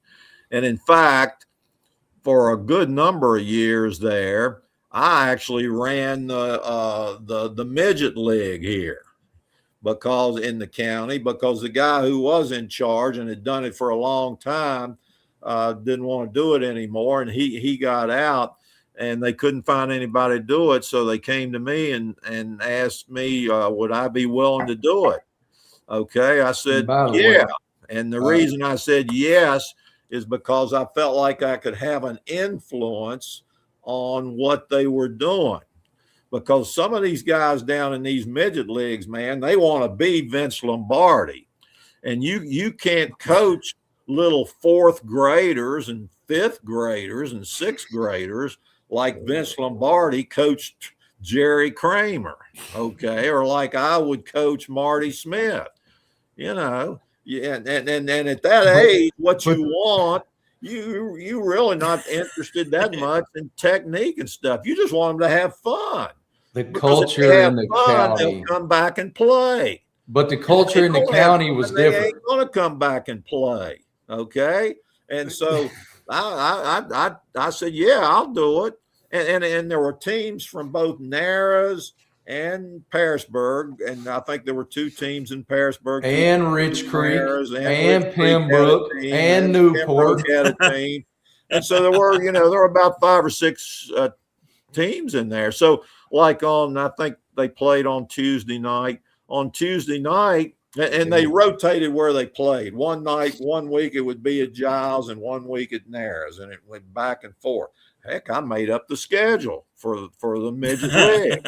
Okay.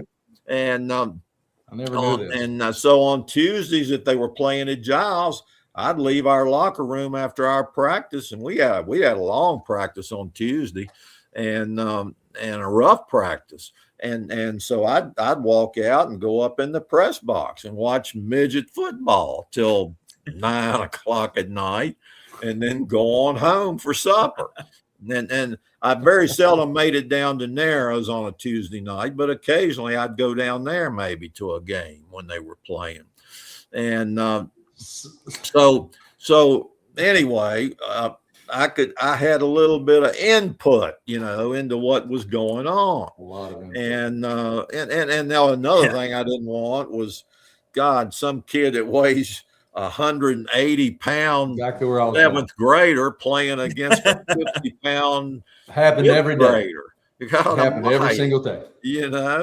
So that little happened every day. They don't have much fun in that situation. I got to tell you one other little variable here in the Giles County.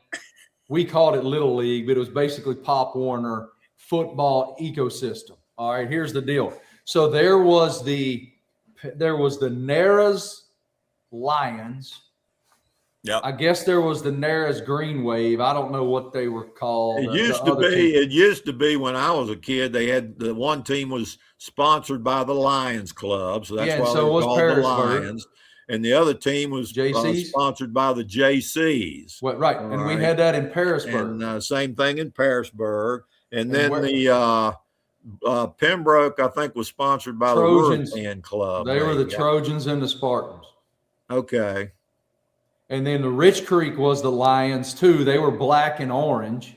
Right. And so Rick, so this is so revelatory for me that I now know that Coach Ragsdale ran the league, because let me tell you how this went down. So there was the Parisburg Lions and there was the Parisburg JCs, and the Lions were purple and gold and the JCs were maroon and gold. All right. And I didn't know this until right now that Coach ran the league. Makes a lot of sense. All the best athletes. Before you continue, I'll shut up. But now I didn't start the league. A guy by the name of Snag Williams, who used to live in Parisburg, he was one of the original people that started the league back in the like 50s. Okay. So I didn't start the league. I just took over. All right. You know, there. I don't know what year that was, but if it was before or around, let me see, when was I? It doesn't matter. Anyway, I can tell you this, Rick. When I was playing, at least the Lions, we ran the wishbone. Okay. And this was the inferior athletes in Parisburg. All right. And the superior athletes in Parisburg played for the JCs and ran the single wing. So Coach was putting all the superior athletes on the JCs, and I was not on that team. I was one of the inferior. You were not on. And all of the superior were on the JCs running the wing so they could be prepared to go dominate in high school. Now, I had nothing to do with that, man. It is all now clarified. I didn't do that. That was I left that up to the coaches. They held this what would you call it? Like a draft every year. But I made sure that they didn't start practice until after Labor Day. Yep. And they had to be finished. The season had to be over by the 1st of November. I didn't want those little, because you want them hungry. You want them having fun. You know, if they learn a little bit how to get in a stance maybe and how to hold the ball or pass the ball, great, you know. But, and yeah, if they ran the single wing, fine. But the main thing was fun. You want them to have fun, because if they're having fun, they'll come back to have some more fun the next year. And then when they get ready to come into high school, they'll be out for 8th grade to have more fun.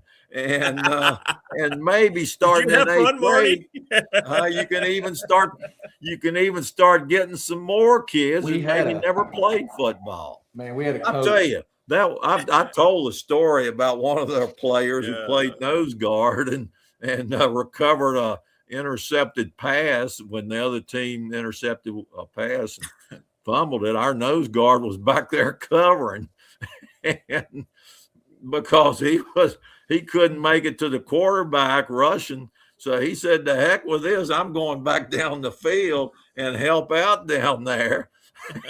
Rick. So that's a true story, buddy. In Giles County Little League, and there are dozens of my friends watching this right now who will start laughing at this. That was a great little league. I'm telling you, we called it Little League. We called it Little League, but it's Pop Warner, midget, whatever you want to call it. You know, all right, so this was 4th grade to 7th grade. I want you to think about the difference in maturity between 4th grade and 7th grade. Oh, 100%. Yeah. And again, all of the superior athletes played on the JCs, at least in Parisburg. Now, the Trojans and the Spartans, I think the Trojans had better athletes than the Lions did, but the Spartans were probably the superior athletes in the county. Now, Nares had some ball players, like still do. I mean, crazy ball players. But in that league, if you were, I want to say the threshold was like 135 pounds. It was roughly that 135, 140. I can't remember exactly. If you were 135 or higher, they took black electrical tape, all right, and they put a big X on your helmet to warn the opponent that this was a large kid. Okay. Right. Now, you're talking about fourth graders. There's like 68-pound little nuggets running around. And a guy twice their age and twice their size knocking the fire out of them on the kickoff team. It's no wonder we're all scrambled eggs up here. I don't think fourth graders played in the league. Coach, they did too. Yes, they did. I thought it was 5th through 7th. It may be now. When I played, it was 4th grade. 4th grade. Wow. Well.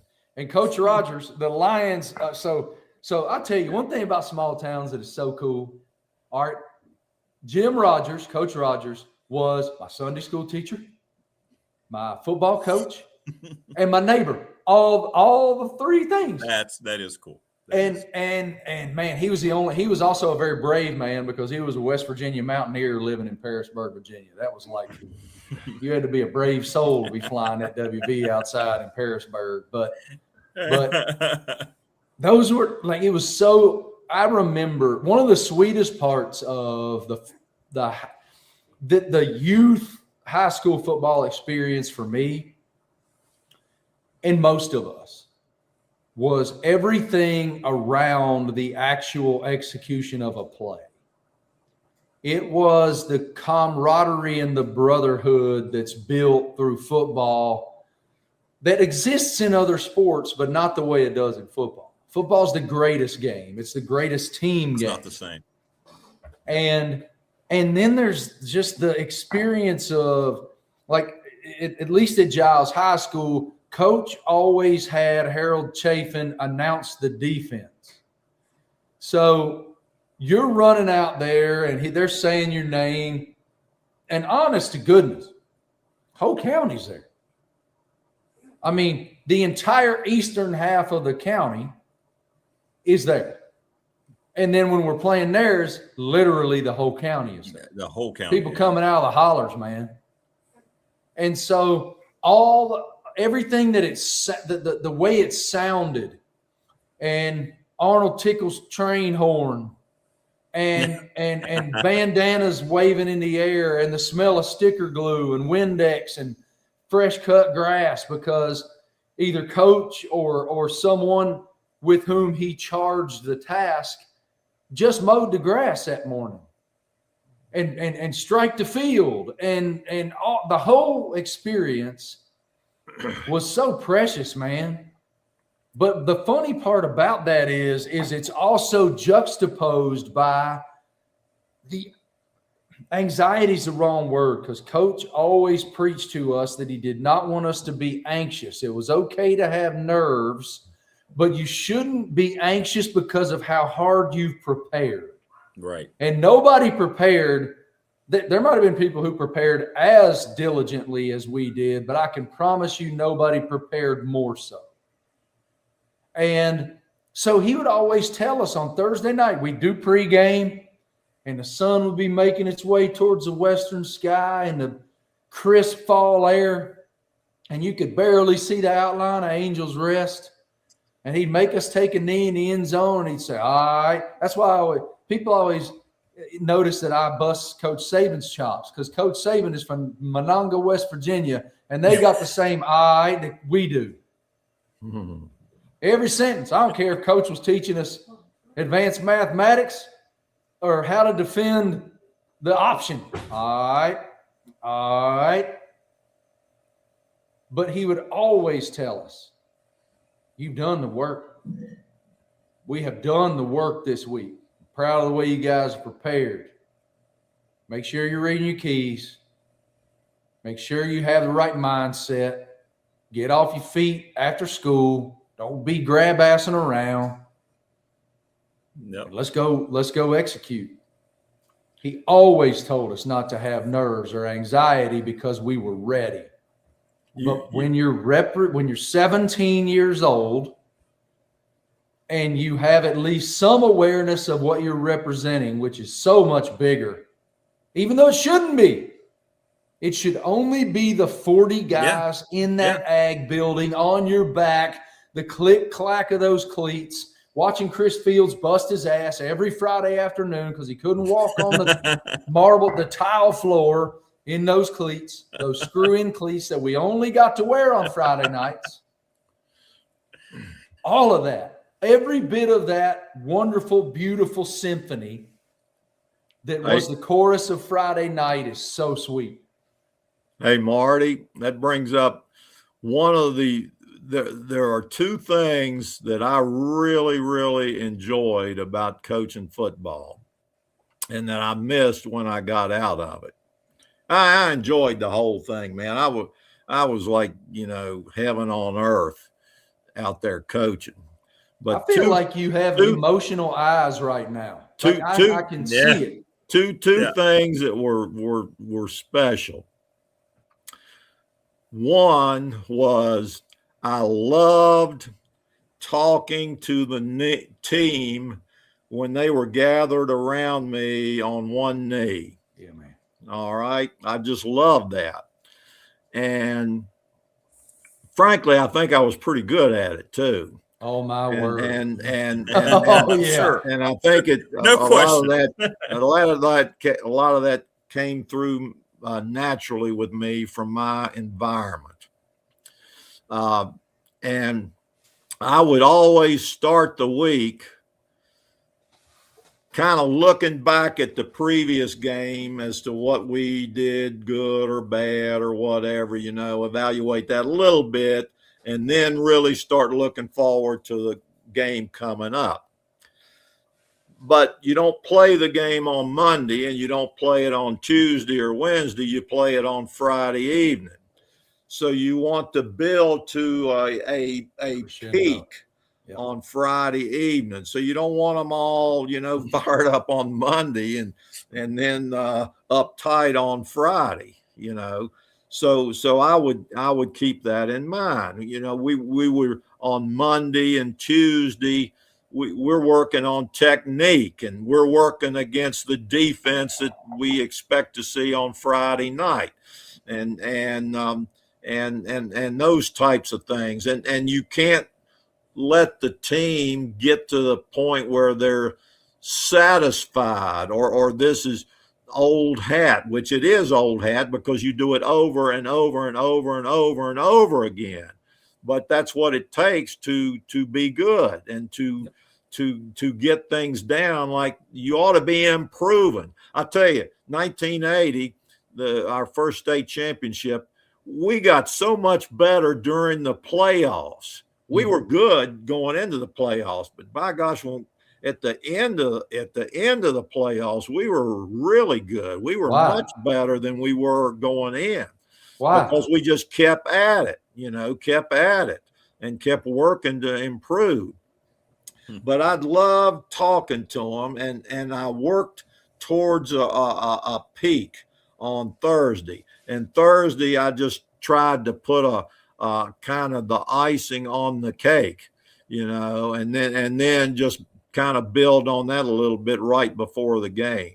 And I believe in football. Now it's different in different sports, but in football is an emotional game. I don't want my players.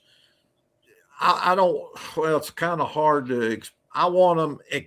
I know excited's not the right word. I want them looking forward to the game, and I've talked about this, I'm pretty sure, on this show before.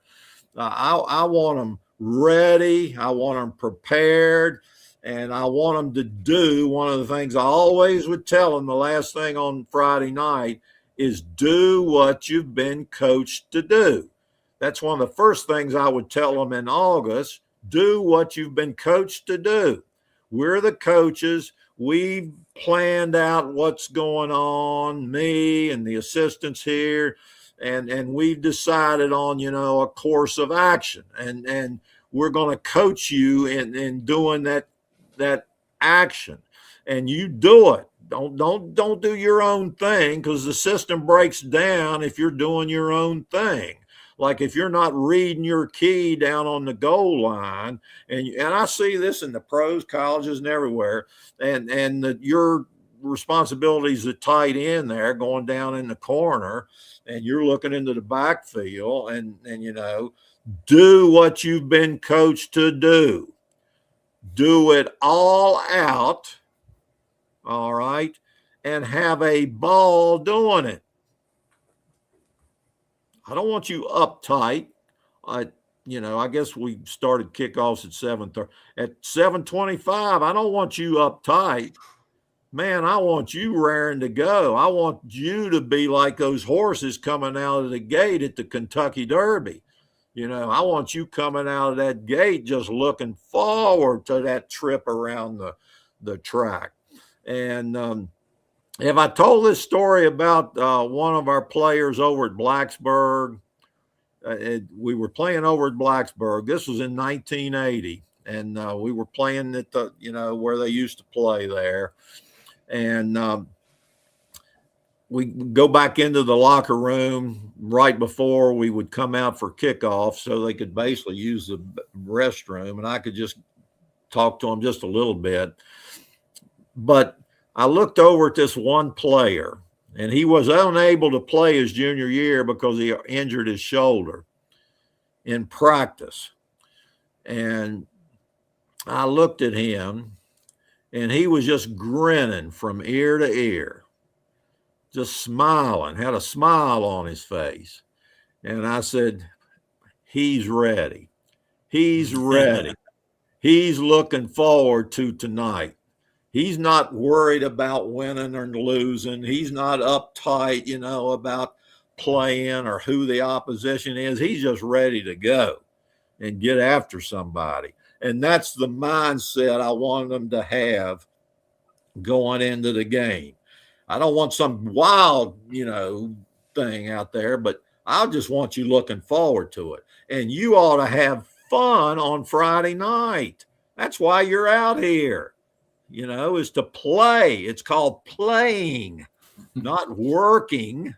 And I didn't like to use the word work on the practice field or anywhere, because it's not work. It's play. This is play. Now, yeah, sometimes it gets hard, but I don't want you looking at it as work. All right. I didn't look at it as work.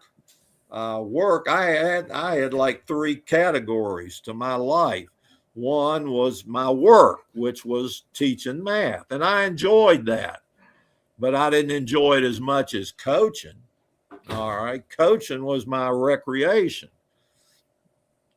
Teaching math was my work. Occupation. And then my occupation. Yeah. And then when I go home, that's a whole different thing. Set those other 2 aside as much as I could, and that's a whole different thing. So, yeah, so I looked there, and there he was. Oh man, and he was a good football player too. He was a prototype Spartan football player. 175 pounds. All right, cornfield, wiry, put up hay. Mm-hmm. Yeah. Tough as a pine knot, could move, not super fast, not super big, but he could move. He could get around. In fact, the one I'm talking about, we played Abingdon in the state, no, not the state. It was the region finals down at Abingdon. Oh, man, that was a cold night. And they were driving on us for the winning score, and they had a darn good football team. And he had a hand, and they ran like the split back veer type of thing, and we were able to make the quarterback. I think somebody deflected. In fact, it may have been the kid I was talking about, but I know he recovered the fumble, and when the ball went on the ground, and that was the difference, perhaps, in us winning or losing. But okay, so that was one thing. Talking to the team, man, I just loved that.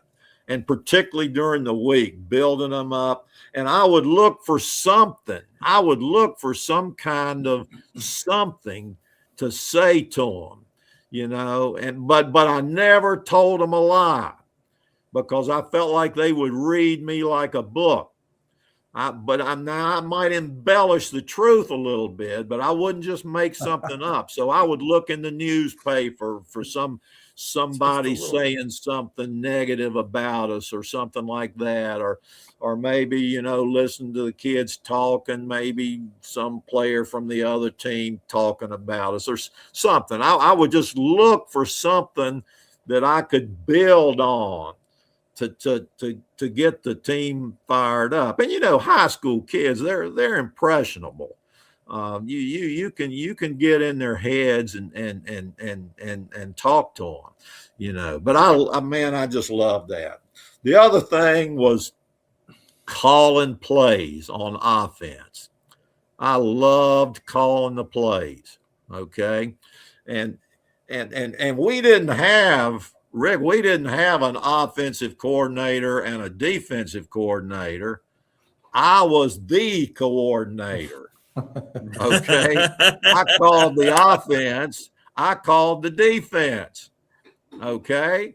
And I did that all except my first year. And at the end of my first year, I thought, because I was calling the offense and I had somebody else calling the defense, and I never knew what we were doing on defense. and I thought, not that what we were doing was bad. You know, we weren't very good that year. We only won 2 games, but I always felt like I never knew what we were doing on defense, and I felt like, well, if I'm gonna get my rear end beat and be criticized for that, I'd at least like to know why I'm getting criticized. You know, exactly. And so I said, from here on out, I am going to be the defensive coordinator. Now I'd get input from the other coaches, and we had position coaches. You know, we had a backfield, defensive back, secondary coach, Jeff Williams, and he was darn good. And line coach, defensive line coach was Rusty Kelly, and he was darn good. Okay. I coached the linebackers. I don't know if I was any good or not, but that's what I was doing. We only had like Jack Ellison coached the defensive ends, and Brian Strader helped Coach Kelly with the defensive line. So we had position coaches, you know, but I was the guy on the sideline on Friday night saying, hey, we're doing this, that, you know, whatever. And we'd signal in whatever defense we were in. And we kept it pretty simple because I think that's important. You can't have kids out there thinking. They got to be playing. They got to be reacting. All right. But I loved not so much the defensive play calling, but the offensive play calling. I loved that. And I never, maybe I did in 1 or 2 games, and I think it hurt us. I never predetermined what I thought we would have to do on Friday night to win the game. I never, you know, I wasn't one of these coaches like you see in the pros and everything. You know, they have their play, first 10 plays mapped out, you know, on whatever. My map on the first 10 plays is we want to score a touchdown. Okay. You know, we want to score a touchdown. We went over to Christiansburg. Marty, you were probably playing in this game because I know Rayfield and Maurice were. Well, all right. We went over to Christiansburg, and they had a good football team. And they had played Graham the week before, and they beat Graham up at Bluefield. And Graham was usually really good. Okay. Well, we went up there, and of course we're unbalanced, so we got a long side and a short side, and we have a tendency to get over on the right hash mark. And, well, that's okay. I can still do whatever I want to do from that right hash, even though I'm running into the short side most of the time. Okay.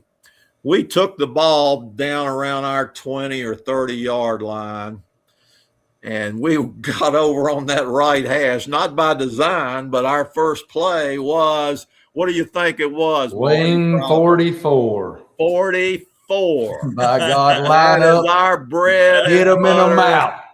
That's our bread and butter off tackle play that Vince Lombardi's Packer sweep was designed after. Okay, a lot of people would call it a sweep. We called it off tackle. It was really off end. It was just right off that corner over there. Basically between the end and the wing back. Between the end and whoever the next man inside is. And it's in my opinion the best play in football, because everybody's, it's not like in where the quarterback's handing the ball off to somebody, and so you've lost one player right there. Okay, we got 10 guys blocking, and we got one guy running the football. And at the point of attack, we got a double team to the inside, and we got a trap to the outside. And I see more trapping on TV in the pros than I have in say the last, 5 to 10 years, where they were all doing this zone blocking. I see more trap blocking because it's the best darn block there is. You got an angle, and those guys want to get in the backfield and so on. So we double down, we trap to the outside, and we've got one lineman leading up through the hole on a linebacker, and we've got a fullback leading through the line on the halfback on that side. Well, the blocking back's done the trapping. Yeah. Okay. On the end. All right. So we've got, at the point of attack, we've got a double team. That's 2 players. We got a trap. That's a 3rd player. And we got 2 lead blockers. That's 2 more players. That's 5 players at the point of attack. And our ball carrier is behind that, and he's got a head of steam. And a lot of times we'd run that play, and when the play was over, you'd say, well, God, we didn't gain anything. Well, you'd look at the chains, and we've got 3 or 4 yards. Well, 3 times 4 is 12. 3 times 3 is 9. And I'm gonna go for it on 4th down, okay? Because I would do that, man. Because my feeling was, if we can't make 1 yard, we deserve to lose. Okay, now occasionally we wouldn't make that 1 yard, but we made it down at Hayside with Maurice Milton taking it about 60 yards for the only touchdown of the game, because the mud was ankle deep. You could hardly stand up out there, and it was pouring down rain. All right. But anyway, getting back to this Christiansburg game, we ran 44. Well, we gained 5 or 6 yards. Let's run it again. 44. 4 or 5 more yards. 44, 44, 44, 44. We were over on that hash mark. They were way across that field. They couldn't see so well what was going on. Plus the press box is on their side. Okay, that's one thing I liked about our field. We were on one side of the field, and our press box was on the other side of the field. So we could put a coach or 2 up in that press box, and they could see what was going on that hash mark, and we could see what was going on from our side on our hash mark, okay? So we had a good view of what was going on. So we took that, when we ran 44, 6 or 8 straight times, because they couldn't stop it, okay? And then I followed a rule. Listen to this rule. I think it was my 2nd year coach, and I had the 8th grade football team, and I had an assistant coach and we were over at Galax playing a game. And I said, so-and-so, I said, rule number 1, you got a play that works, run it till they stop it. You know what he said back to me? It's one of the best things I've ever heard. He said, better yet, run it till the play before they stop it. Okay? So don't run it till they stop it, because you've wasted a play if they stop it. Run it till the play before they stop it. And so you just kind of got to feel that out, you know. Well, the counter to 44, we've been double teaming that defensive tackle down. All right. Move over one hole. Go over just inside of him, where instead of doubling down on him, you're doubling down on the next guy and you're trapping him. So he's been getting double teamed from the outside. So he's going to get, charge harder, or maybe even charge to the outside. Now we're going to trap him, and the play's going to look exactly the same. All right. To those linebackers and even to some of those linemen. So we go down. Well, that one wouldn't, because we ran 36. So we've been running, and I got 2 twin brothers back there at my tailback and fullback. Okay. And man, they were good. They were good. Marty knows who they are. The 2 Milton boys. Better than good. One of which is deceased now. And they were just, man, they were super kids, and they were darn good football players, I'll tell you. And so we'd been running 44, 44, 44, 44 with Maurice leading and Rayfield running. Now we went to 36. Bam. Maurice is now running one hole more inside, and he just walks into the end zone, walks in. And so we ran 44 every play except the touchdown play.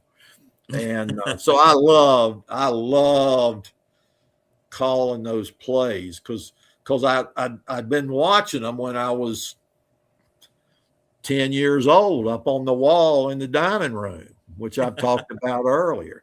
And I could diagram every block and scheme and play that we ran practically, except like the 60 series, which I'd never seen until we went up to I talked about that before.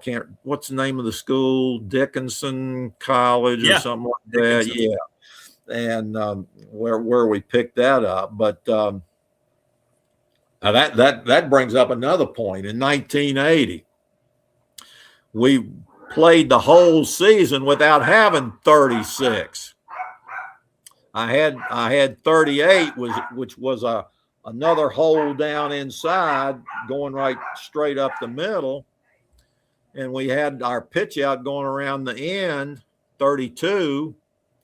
But I didn't have a play out of the so-called Buck series or 30 series in the 6 hole. And I thought, we need to put that in going into the playoffs. And we did. We put in 36, the same play I just talked about, where we trapped and walked into the end zone. And we hadn't had it all season in the regular season. In the state championship game, Greg King scored twice on 36, which we didn't have in the regular season, but we put it in the playoffs. And it was easy to put in because the blocking scheme was still the same. It was the same as 46. So we had the blocking scheme already, and the ball handling was not nothing much to deal with. And we scored 2 touchdowns in that state championship game against Parkview on that 36. So I loved calling those plays. That's one, and getting talking to those boys during the week, man, and then on game night. And of course, a lot of times you're kind of putting on an act, either you're really mad or you're angry, like in that championship game against Parkview. We went in at halftime trailing, and I climbed over a couple of tables going after some of them back there, and water went everywhere. These cups of water that the managers had set out for them, I just knocked them all over the place. Sometimes you got to get their attention, and not, you don't do that all the time. It won't work all the time. You got to pick your spots. Sometimes it's a matter of getting them straightened out. I remember one year we played Covington here. And Covington, man, they right back in the early 80s, they had some athletes.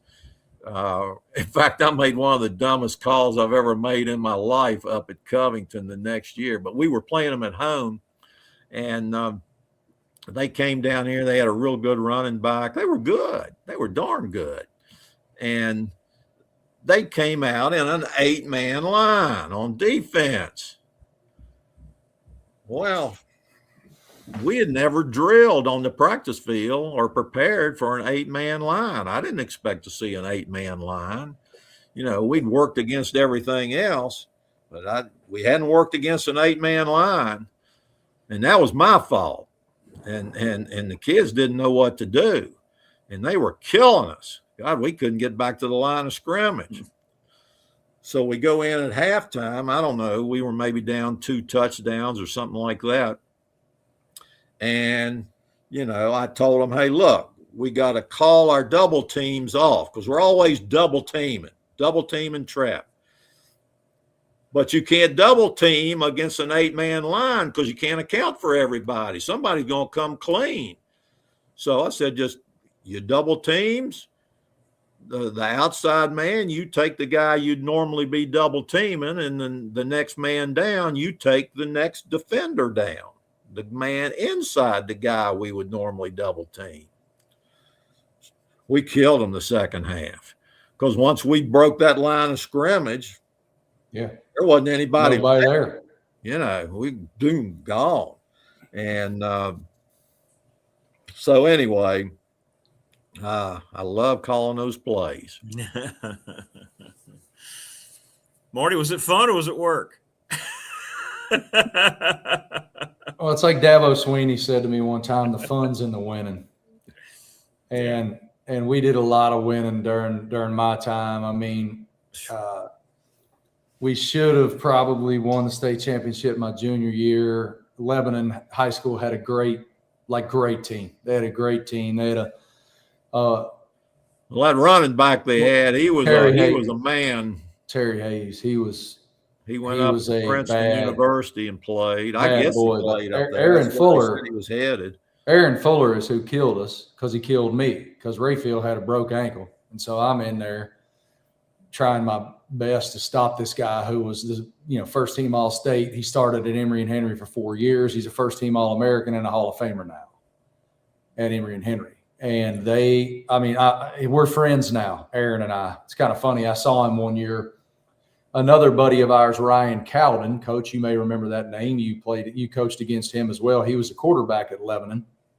And the little quarterback, same thing. Yep. Yeah. He's now was he left-handed? I can't remember. Was he left-handed? No, he was not. I don't think so. Yeah, he was a crafty little quarterback. Yeah, he was good. Been a front office guy in the NFL now forever. Oh, really? Been a candidate many times for head GM positions at several different franchises and has been a friend for many, many years. And I remember I would always talk to Aaron to Ryan about Aaron Fuller because I have nightmares about Aaron Fuller because he had about 487 yards receiving against me and 8 touchdowns.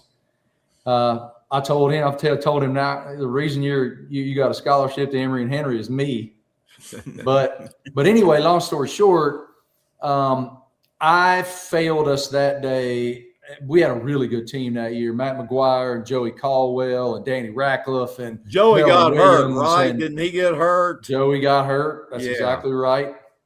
And so we were depleted in terms of our top line talent and experience, for that matter. And but then, you know, my final year was you genuinely can't have more fun as a high school kid, much less a high school football player. You know, we didn't lose. We played against some amazing opponents and had some very close games. Radford, you know, gave us every ounce of everything we wanted, and we were down a couple touchdowns at halftime, and Coach had some choice words for us at halftime over there. They had Cornell Wesley at running back, who I swear was 220 pounds, 6'2", 220 pounds, and ran a 4.4. Just an awesome player. And he ran through us like Dookie threw a tin horn in the first half. And then we made some adjustments and won 30-28. And they gave us all we wanted.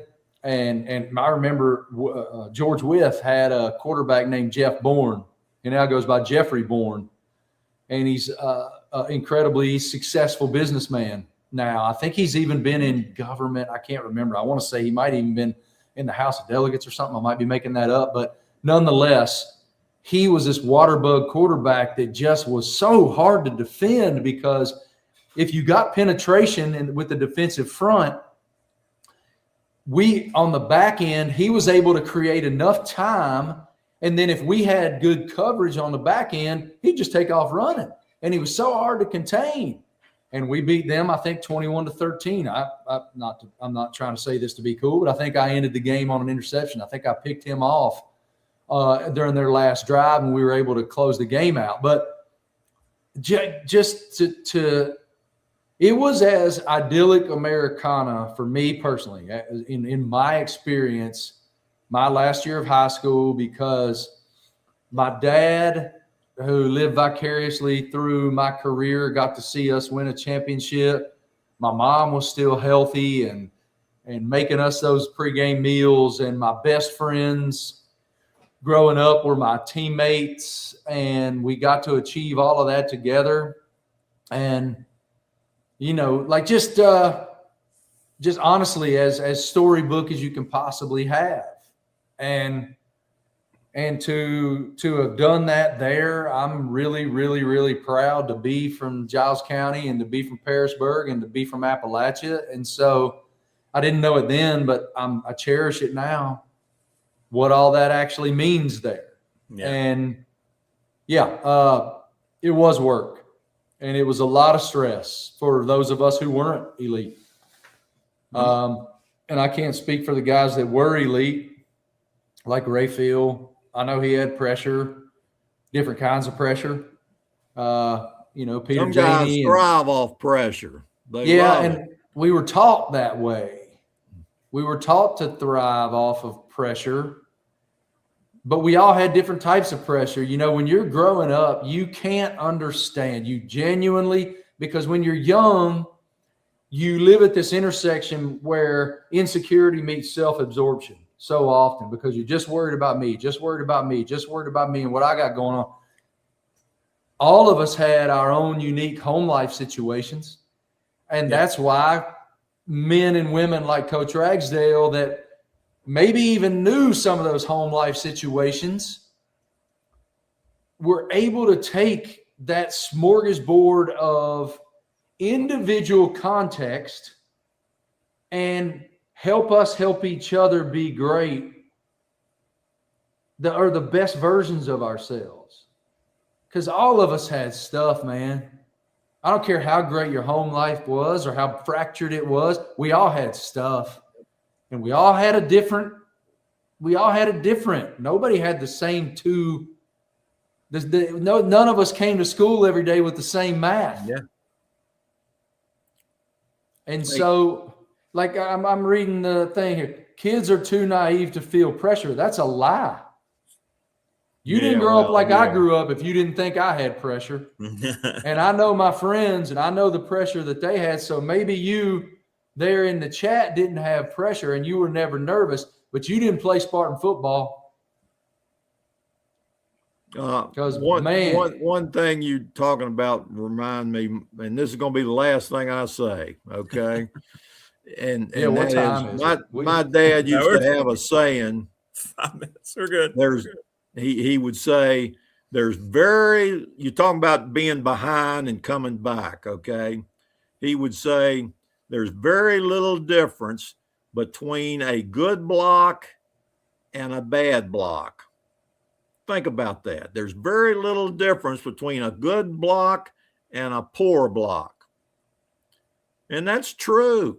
Oh, yeah. Very little difference. And the difference is usually the mindset, how into things are you? Are you just really going after it? Or are you just kind of,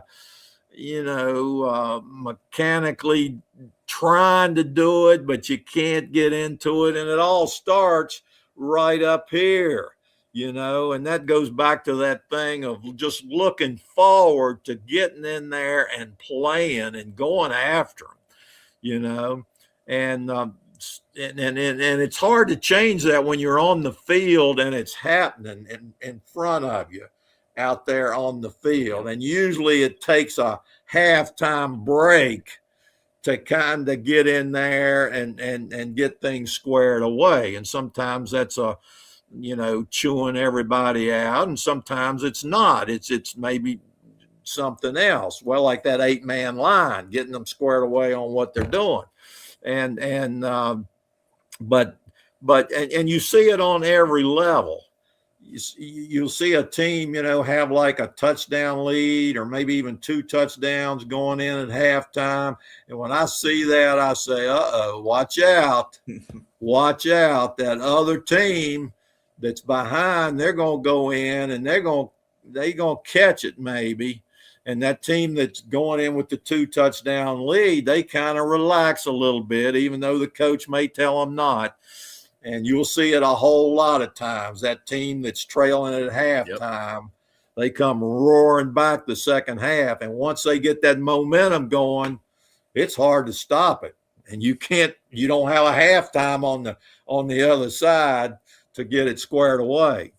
So very little difference. Yeah, 100%. Well, this is always. He was asking about time. I don't pay any attention to time when you two are on here. This is just, I don't know. You just eat it up, man. You just sit there and coach. I see how emotional you get, Coach. You're drawing on the blackboard during this whole segment. I know you are. You got your whiteboard out. You're ready to go, man. You're diagramming the plays. It's great. It's great. In that state championship game that's in the book there, 1980, we go in at halftime, and I go berserk in there. But before I did, I drew up a couple of plays on the board. Well, this will work and that will work. I never even thought about them the second half. Never even thought about them. We went out and just went after them, and so. Great stuff. Where are you headed next, Marty? Where you got this week? I'm dad this week. Okay, well, good. And yeah, there's still a lot coming. I just got back from the SEC coaches meetings and all of that's going on in collegiate athletics. Is a lot to unpack, and we're in a point now where there's so many variables converging at once that just don't mesh to create this scenario where, you have all this conference realignment, you have all the television money, you have unregulated free agency, you have pay for play. And now we're talking about expanding the college football playoff again to 24 teams now from 12. You have players betting on the teams they're playing for. It's just so much. And I look forward, we're going to actually have Commissioner Sankey on my show this coming Saturday, because there's the Senate hearing on Wednesday here in a couple of days, which, that never bodes well for collegiate athletics when the sentence includes a Senate hearing. But there's just it's just so much. And, we're in the middle now of still mourning Kyle Busch's death and making our way through everything that comes with that. His former teammate, Denny Hamlin, won last night in Nashville. And so that continues to try to heal an industry that's hurting. That was a shocking experience to try to articulate the pain and the shock of it all. And so, yeah, man, a lot going on, but full of gratitude for every bit of it. And now I'm going to take my kids to the dentist. All right, beautiful. Well, thanks, brother, for stopping by, Coach. Can't say enough, man. It's just great. I love it. I don't know how Marty said it. You're mine. I can't remember what I did last Tuesday. Crazy. Hey. Blows my mind. Don't bring that up, man, because well, I'm not even going to say anything. Yeah, I know exactly what you mean. But I love it. I enjoy these talks, and we do too. Everybody I love the fact that it's unscripted and just we just go. I'm speaking at they're having like a single wing clinic. They have these things, believe it or not, around the country. I used to go I'd get some of the coaches, and they started them out in Missouri. Single wing symposium. Well, they're going to have one in June over in Blacksburg at one of the hotels over there, and Steve Wilson's supposed to be the host. So they asked me if I'd talk at it, and so I'm thinking, well, what am I going to say? Well, I'm not even going to think about that. I'm going to go in. I'm going to say, hey. There may not even be anybody there. If there's not, I'll just come on back home. I'm going to say, hey, you got a question? You ask it. I'll do my best to answer it. But I'm not going to think about what I'm going to say or have a speech or anything like that. It's just going to be off the cuff. So that I love that on this thing. We just kind of go back and forth, and Marty will say something and it reminds me of something I think about. And Rick, you'll ask a question, it reminds me of something,